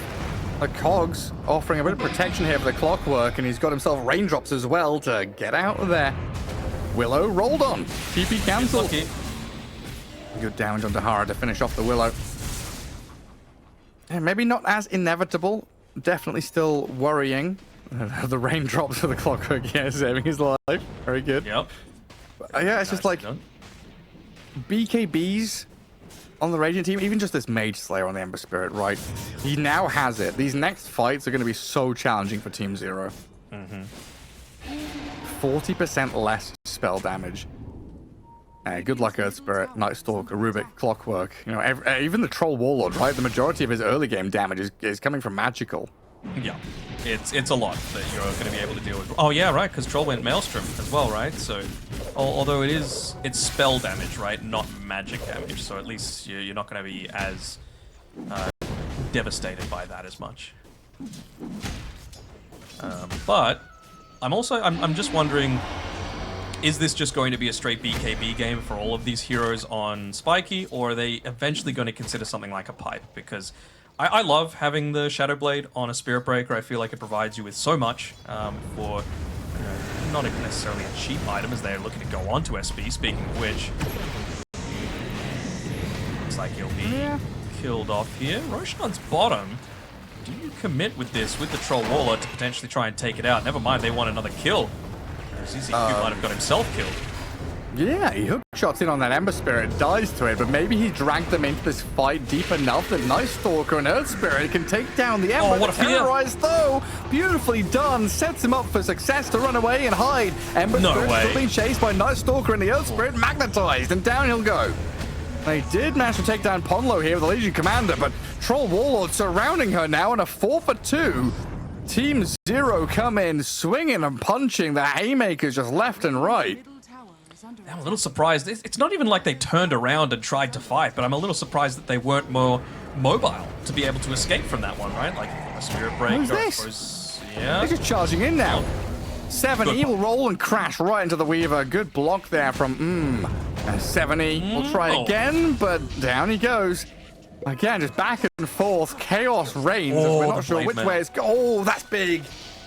That's real big to be able to wipe that one out again. The Geminate attack, I mean, it's a Core Weaver. You probably would have had it anyway, but it just feels so devastating to have a big part of your kit that's, you know, would have been oppressive for them to have to play up into.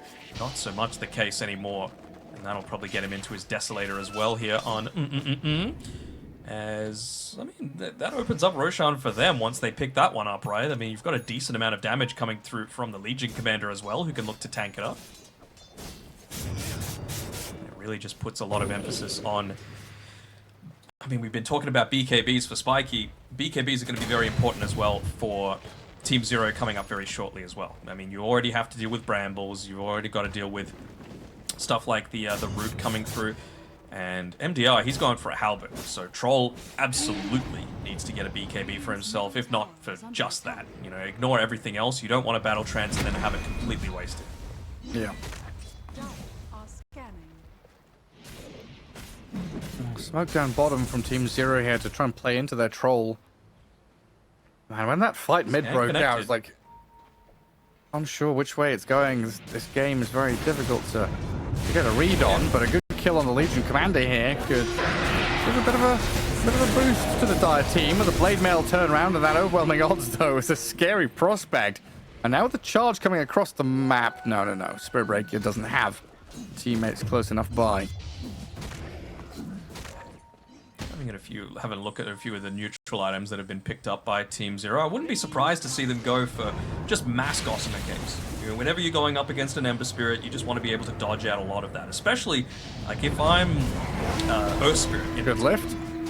Earth Spirit rolled on the Weaver, silences him up. Deso hits. Starting to get up in the face of this Earth Spirit as 7E rolls into the Spirit Breaker. Troll arriving with a Gleipnir will throw the axes and finish him off as the Weaver's hook-shotted. If they can get the net and the roots and the silence in, and is down. Team Zero coming back into this game, swinging real hard as they roll further deeper into the ranks of Spiky Gaming. The crippling fear, the silence on the Ember, trying to catch up to him. The Dark Willow and the Legion both nearby. Ember Spirit remnants off towards safety. The cog's not quite placed in time. CZQ and Beyonder will find Hara's Dark Willow as the rest of Spiky Gaming just on the run, tail between legs. I like the fact that they continued to commit on for that one, right? Use the strengths that you've got, and Ponlo able to steal that Shikuchi. They wanted that free kill onto him. I thought maybe the Nether Strike should have been used onto the Earth Spirit, considering what he provides in a lot of these team fights, considering he has a huge amount of his net worth that was killed on the Courier just now, getting delivered to him with that Blade Mail. And he was already on about half HP. Maybe if you actually look to commit onto the Earth Spirit himself, he doesn't have that save potential for himself, but was not the case. Okay, everybody breathe. This game has been very back and forth. Team fight after team fight, little pick-off after pick-off.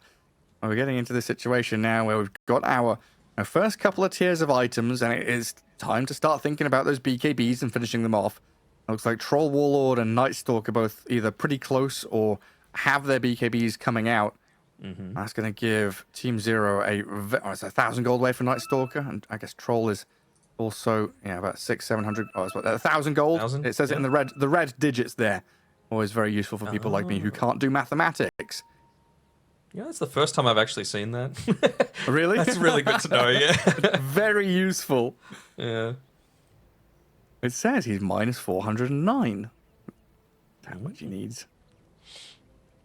All right, so what do we got coming up? We got nighttime coming up, so that's going to give Team Zero a big bonus for sure. It's also moving up towards the top side of the map, so Team Zero already have the bottom twin gate covered with their vision advantage, and up towards the top side of the map as well. It's obviously going to be in their safer hands to be able to make plays. Through anger lies failure. We've got some all chat banter. We've got the chat wheels going. Hold on, let me whip out the phone. I have the Google Translate coming through. Spirit versus spirit. But you don't know what it says. Oh no, absolutely not. You don't know what it means. Oh, that's unfortunate. How about you tell me, Gary? Yeah, wabujida. Actually, well, no, that means I don't know, doesn't it? Yeah, that means I don't know. Got it. I know very few things. Damn it. When I went to Shanghai, I needed that one a lot. I said, hello, thank you, and I don't know. That's about all I know. 谢谢,我不知道,你好. There's like the 3 phrases you need to know. It's like hello, thank you, and I don't know. I think I know yes and no as well, but it's like, like due is yes, I think, or like yeah, and that's about it. All right, good. Sometimes you just need to know a couple of handy phrases. Yeah, there's no way I'm reading the script. That's beyond me. All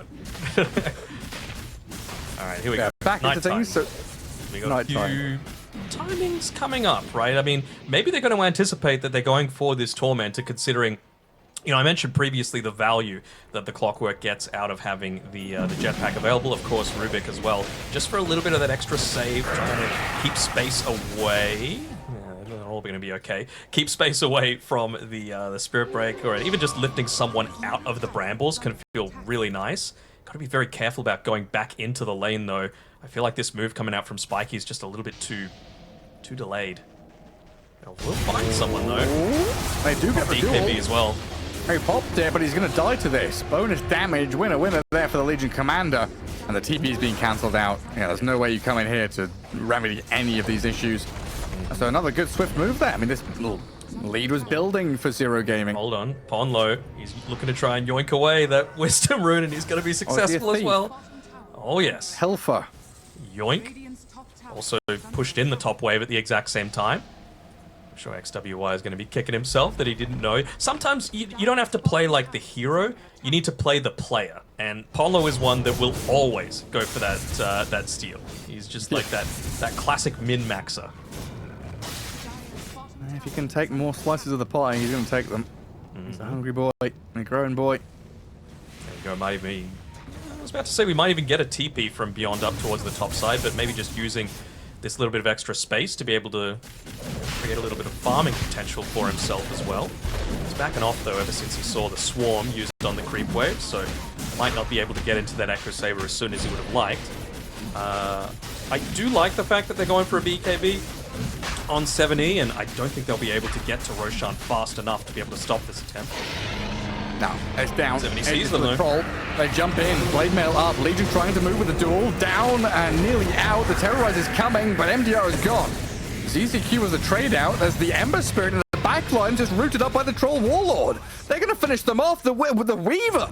I didn't even see the Weaver join the fight. Never mind, leave it. Dead without a chance to respond. And yeah, Team Zero suddenly in the driving seat here, cruising towards victory off the back of a couple of exceptional fights, Tormentor take, and then the Roshan battle. Yeah, Spiky Gaming. I don't know what that was. It was done. Roche was done. You saw it. You were like 5 seconds too late, and yeah, they just ran into a Troll Warlord who still had the ultimate available. The reason that the Weaver died was he was just underneath the Crippling Fear the entire time. Beyond made sure he made an absolute beeline towards it to keep him from being able to use that time lapse, and it was enough to be able to pick him off at the very end there. Yeah, there we go. He's just standing right next to him, and there's nothing that he can do. So he's looking to go into the Hurricane Pike for himself. I don't know about that one, Chief. I'd be considering the BKB so that the Troll Warlord's the only one that you need to be worried about. Yeah, in that fight, it wasn't like bad spell casting from Spiky Gaming either. It was just bad Choice timing. to take the fight. Yeah. Yeah. Like Terrorize was good. You know, the Weaver positioning was good. Spirit Wreck, he got a really good charge onto 2 or 3 people and crashed into them, which was good. Yeah, but pre-magnetize, it stopped the magnetize from actually coming in, which was great. But yeah, just a really odd place to take the fight when they had no vision. They didn't know where half the heroes were exactly. It was with Dark Ascension available. Like, it just felt like a really odd engagement to take. They had basically no information to be able to play around. yeah, and Team Zero ready to go again. Radiant's bottom Control with 3 minutes on Aegis. He's going to set himself up for a push down bottom while the rest of the team, they are sweeping through that northern jungle looking for the Ember Spirit, and they've got the crippling fist silence to catch up to him. They need some chain stuns, and that's the Night Stalker stepping out of the way for the hook shot to come. Down you go, Mr. Ember. Just shows you the importance of that BKB, right? Like, how do you actually stop him from just BKB TPing away? I guess you got the hook shot, right? But at least you're going to be able to Duel. remnant away. Troll down. Okay. Aegis claimed. Let's see if they can turn us around and protect him with a big roll in. They've caught up to the Weaver. Magnetize, going to be thrown out onto them. But that's going to be that. Zoning magnetize, bro. It's fine. Wait, hang on. They'll still be able to secure that. They're going to die? I don't know. The Legion was getting pretty low. I was getting a little bit worried. tower has fallen. Alright. Tier 2 dealt with. You still end up securing the Arcane Rune for yourself. Sure, you give up the Aegis, but yeah, it only had about 2 or so minutes left to it as well. I don't think you're overly worried about the dual damage. It's only plus 40 at the 25-minute mark, so I'm not really overly worried about that. What I would be worried about is this halberd that's coming shortly for the Legion Commander, right? And Troll Warlord, you got to be very careful about when exactly you're using that BKB now. The other issue I have, though, is Legion can't be the first one into a lot of these team fights, I don't think, unless you're catching out a Rubik or a Clockwork or even the Night Stalker.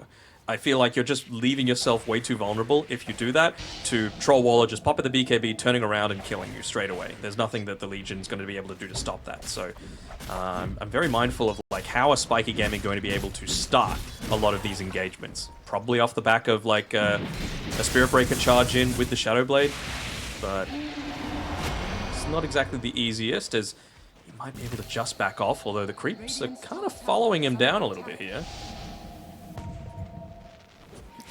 Run away.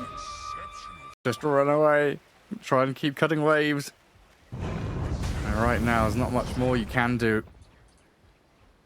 There's a pretty big smoke up here from Team Zero. Let's see if they can wrap around in onto this Weaver or even deeper to get in behind the Dark Willow. They do get on the Rubik here with a Blink dual play. A win for the Legion Commander, but in comes the cavalry over the hill, coming up the stairs. Double damage Troll. They've got a Gleipnir moving forward with a crippling fear. The DD Troll has to work quickly, but the root is there with the brambles down. The hookshot forward, not connecting, but they get the kill on the Willow regardless. A lot expended. That's like DD Troll, BKB used. Yeah. A couple of ultis thrown. Well, I'd take that if I'm Spiky, right? You get a little bit of scaling on the Legion Commander. You only give up at Willow for it. You get a bunch of big cooldowns used. Yeah, by all means. Very, very happy with that one. That means the Halberd's picked up now. That means you've got the BKB plus working into an Aghanim Scepter for XWY as well. So, like I've been saying, like, this is no foregone conclusion either way. It really just does come down to who starts the team fight and which heroes. I know you like the dangle. You like heroes being dangled out there just for a little bit of bait, but not the one for me this time. I feel like the counter initiation potential isn't as great as, you know, in some previous games. I think Team Zero has it better than Spiky Gaming does, just because Night Stalker is there. You can dangle your Troll or your Earth Spirit or something, or Earth Spirit rolls in. But yeah, I think it's primarily down to vision into first jump. Whoever gets to pick their primary target, going to come out on top. And Clockwork right now looking. Try and use this Deso on the Weaver, and barely getting away. I don't know if he's getting away. Make sure you're out of the way for the hook shot. Nah, he's lifted, Yules, rolled, axed, but the roll didn't land. Hold on. That means he gets his BKB off. Can't just TP away though. He can't, and a hookshot will come with the cogs as well, so ZZQ's on his tail. No cogs. They've got another silence, another kick, another bit of damage from the troll. Will finally get the job done. Meanwhile, in Wisdom Rune Land, Outsider has grabbed one. Little victory for them. Sure. He's just trying to, be annoying as possible. Basically force defensive moves to come out of Team Zero right now, because that's not what they want. They finally picked off this Weaver, just his third death of the game. They want to try and make something aggressive happen in the meantime, but maybe it's actually going to be Spiky that do that. Nice Stalker, dueled up. Nobody coming to save him here. Still got the BKB off as well. Oh, they found Rubik. Oh, yeah. Pops the mech and the Yules to dodge the Terrorize. A roll across from Earth Spirit. But, yeah, no follow through this time. They're going to lift on the Ember Spirit, though.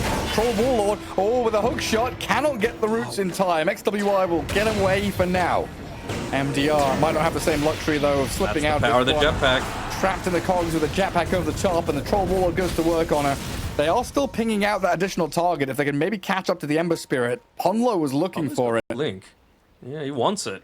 He wants to just keep chasing him down, make sure that even if they aren't getting the kill, at least they're going to be farming on it. But maybe just with that being bottled up, nearly level 18 as well. He's going for the TP. Hold on. Hey, Ember. Oh, wait, don't know if you can do that. Not against Ponlo, you can't.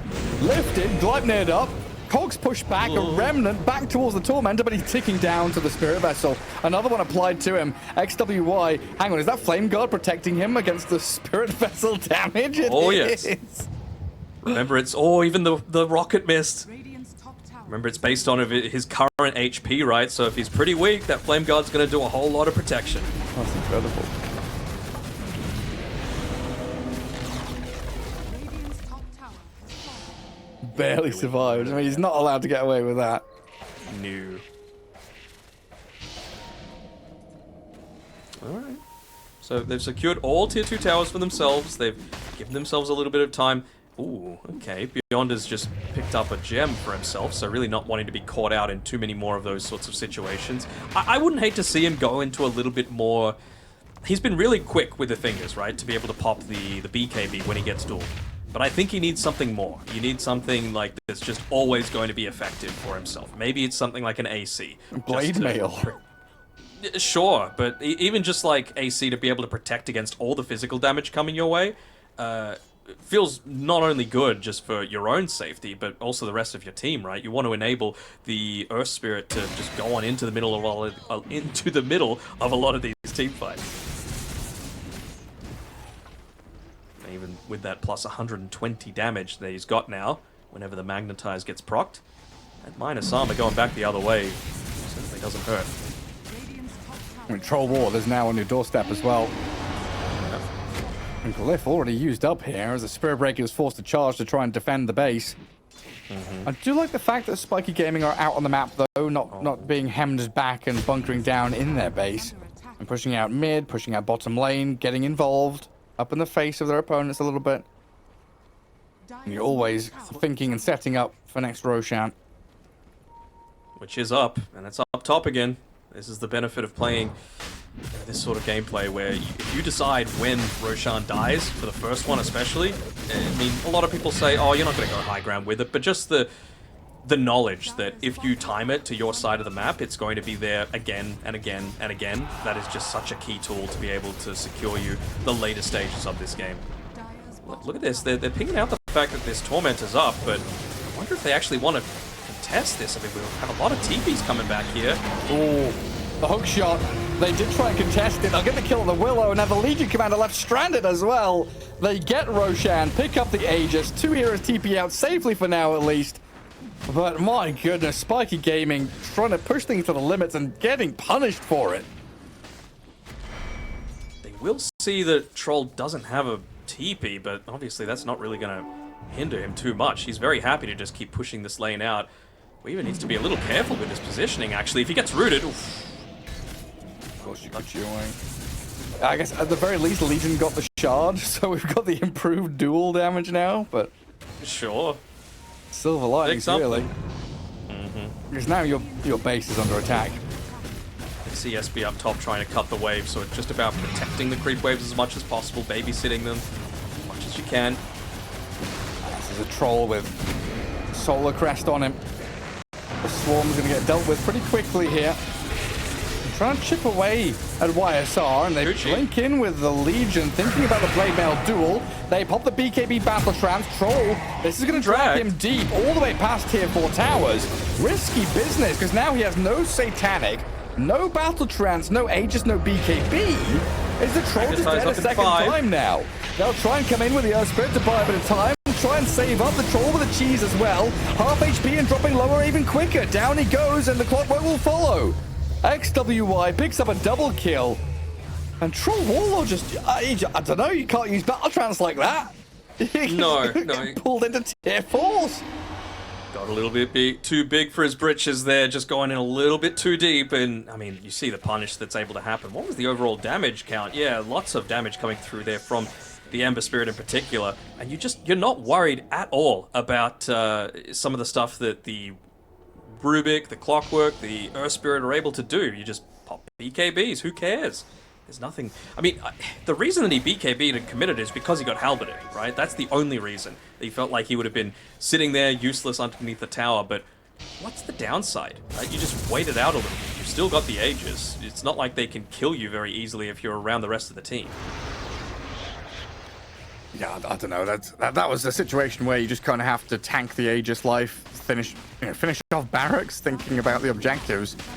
I think, yeah, he just got a bit ahead of himself there, thinking he was going to be able to take on the world. I also wonder, I've seen a few of like the top teams do it just as a recognition thing.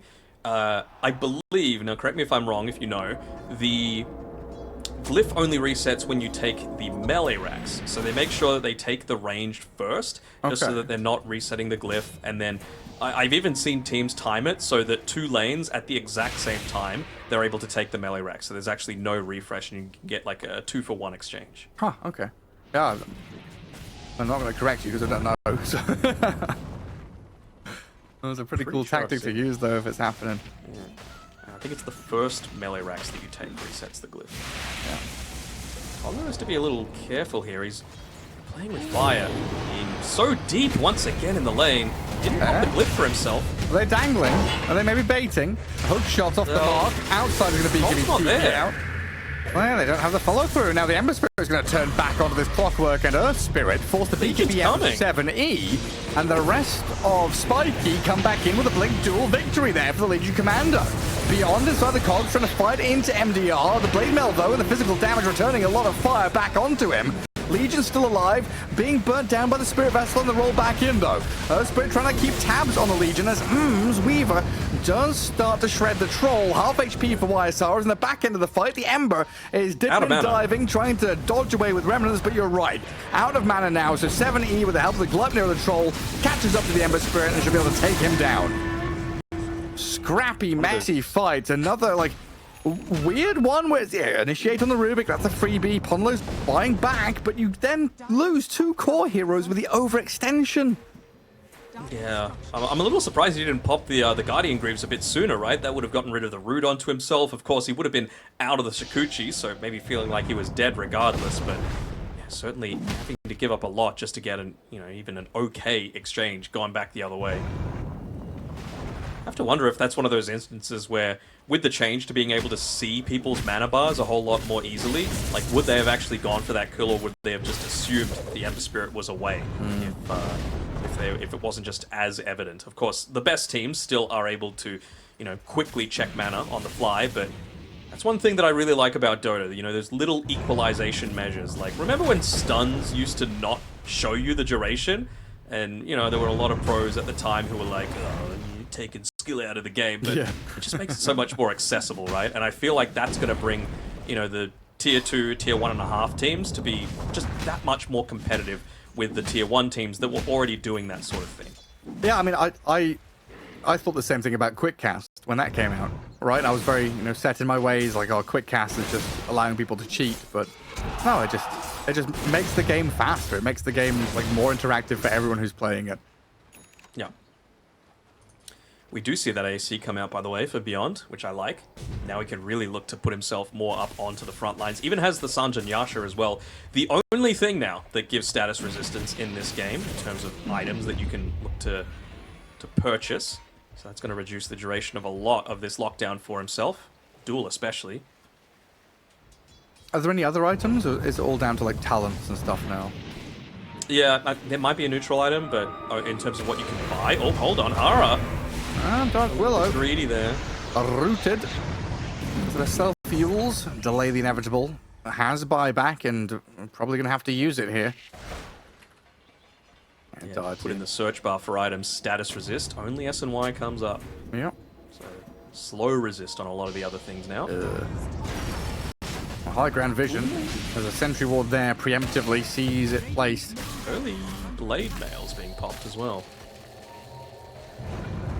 Is dodged, a roll in on onto the Ember Spirit, into the crippling fear. Forces that On the beacon. roof, they don't get it. Earth Spirit dual dub. They turn onto him, 70 in some serious trouble here.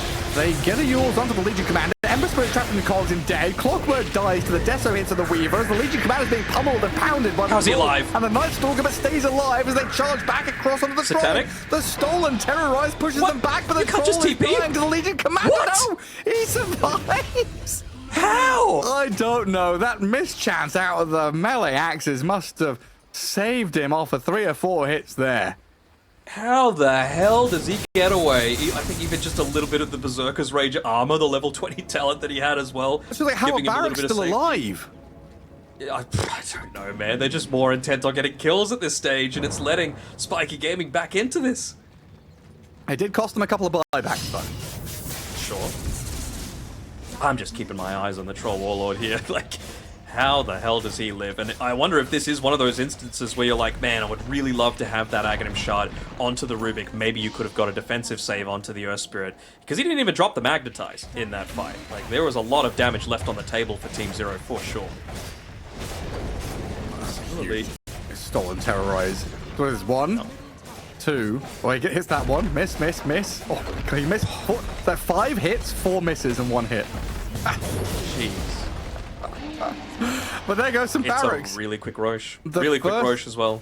You're right, yeah. But first lane of Barracks going down as Spiky Gaming take it. Unexpected here. And again, this game is so back and forth, very difficult to really get a read or a grasp on who's coming out on top.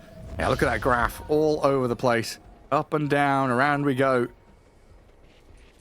And means also that Spiky, with that mid lane passively pushing in, it's going to put a lot of additional pressure onto the map. Lets them set up a few of these observer wards outside, although beyond, if he patrols through the actual lane, his gem will reveal the fact that they've got it there, but they should be the first ones to know that Roshan is available. Free Ag's Blessing. You would love to be able to have that on... Who would you even give that to? Willow at this stage? Like, can you start to carry with Hara? Yeah, maybe. Night Stalker's smoke broke previously. They re-smoke, Troll smoke breaks, Curse Crown thrown out onto them. Already The hook shot. BKB'd on the Legion. 2 inside the cogs. Troll trying to run forward with the PKB to get on top of them. Legion Commander inside still, getting rooted in the stun. Magnetize gets Controlled off this up and time. dead. The Magnetize is big from 70. They're blowing up the Willow and the Spirit Breaker on the left. All this Weaver, though, a lot of damage being output onto the Troll Warlord. YSR life stealing back up with the Satanic. Healing to full. And no answer there as the Weaver drops so quickly while XWY. Ponlo once more. Ponlo, can we get a Lift. lift? The stun comes up and in comes Beyond, securing another core kill. Ponlo with a double, 4 heroes down, no buyback on Ember. More swings and roundabouts than a kid's playground in this one. Yeah, and they could just leave YSR just to use solo Roshan. That's what it stands for, because he is just sticking in there, taking it all on his own. Level 25, and he's even going to get a free Aghanim Scepter to boot on the back of everything else. So let's think, you know, some defensive dispels. You got a lot of roots that you're going up against, right? With the Searing Chains, you've got the Brambles, you can also look to dispel the Bulldoze, potentially the Flame Guard. It's a lot. Radiant's top tower is under attack. Yeah, don't give Night Stalker the Aghanim Scepter. It's bad. Radiant's top tower has fallen. I actually think Night Stalker Ag just makes his hero worse. You reckon? The mana drain is hot garbage. Like, his mana pool is 830, and he just loses, like, what, you spend 50 mana for, is it 6-second duration for normal Crippling Fear? But then when you've got Maybe Aghanim if it Scepter, was- you're spending percentage, you're spending like 300 mana or something for it. Maybe if it was like current mana, So it's like Yeah, I would like that rather than... always usable max mana. Yeah. I think that would make a lot more sense. Like Ogre's Fire Blast, Unrefined Fire Blast, right? Unrefined, yeah. Well, 20 seconds still with no Ember Spirit means Team Zero, they come in, they claim the barracks that they've been so desperately trying to get. Not just one set, but three, in fact. And now they're going to drag the Weaver, nearly lifting him into the roll, but he's got the BKB off, allowing the Legion to get in with a duel. They're protecting this Earth Spirit decently, though. He's going to get a victory. Earth Spirit plus damage. Stolen Terrorize. The sky. Stolen Terrorize. The Crippling Fear on the Weaver now. Buybacks available. Ember Spirits respawning. Refresh back up from 7E to try and roll back away with another Magnetized forward. The Stolen Terrorize. Got a cheese They're as on well. the Weaver. They've got the kill on him. He's dead, and there's GG. Game That's 3. why you give the Oh, Rubik God. over to Bonlo. Like he really was able to make so much space for the rest of his team, right? Just so hard to kill, so elusive, going into stuff like the mech, the Yules, constantly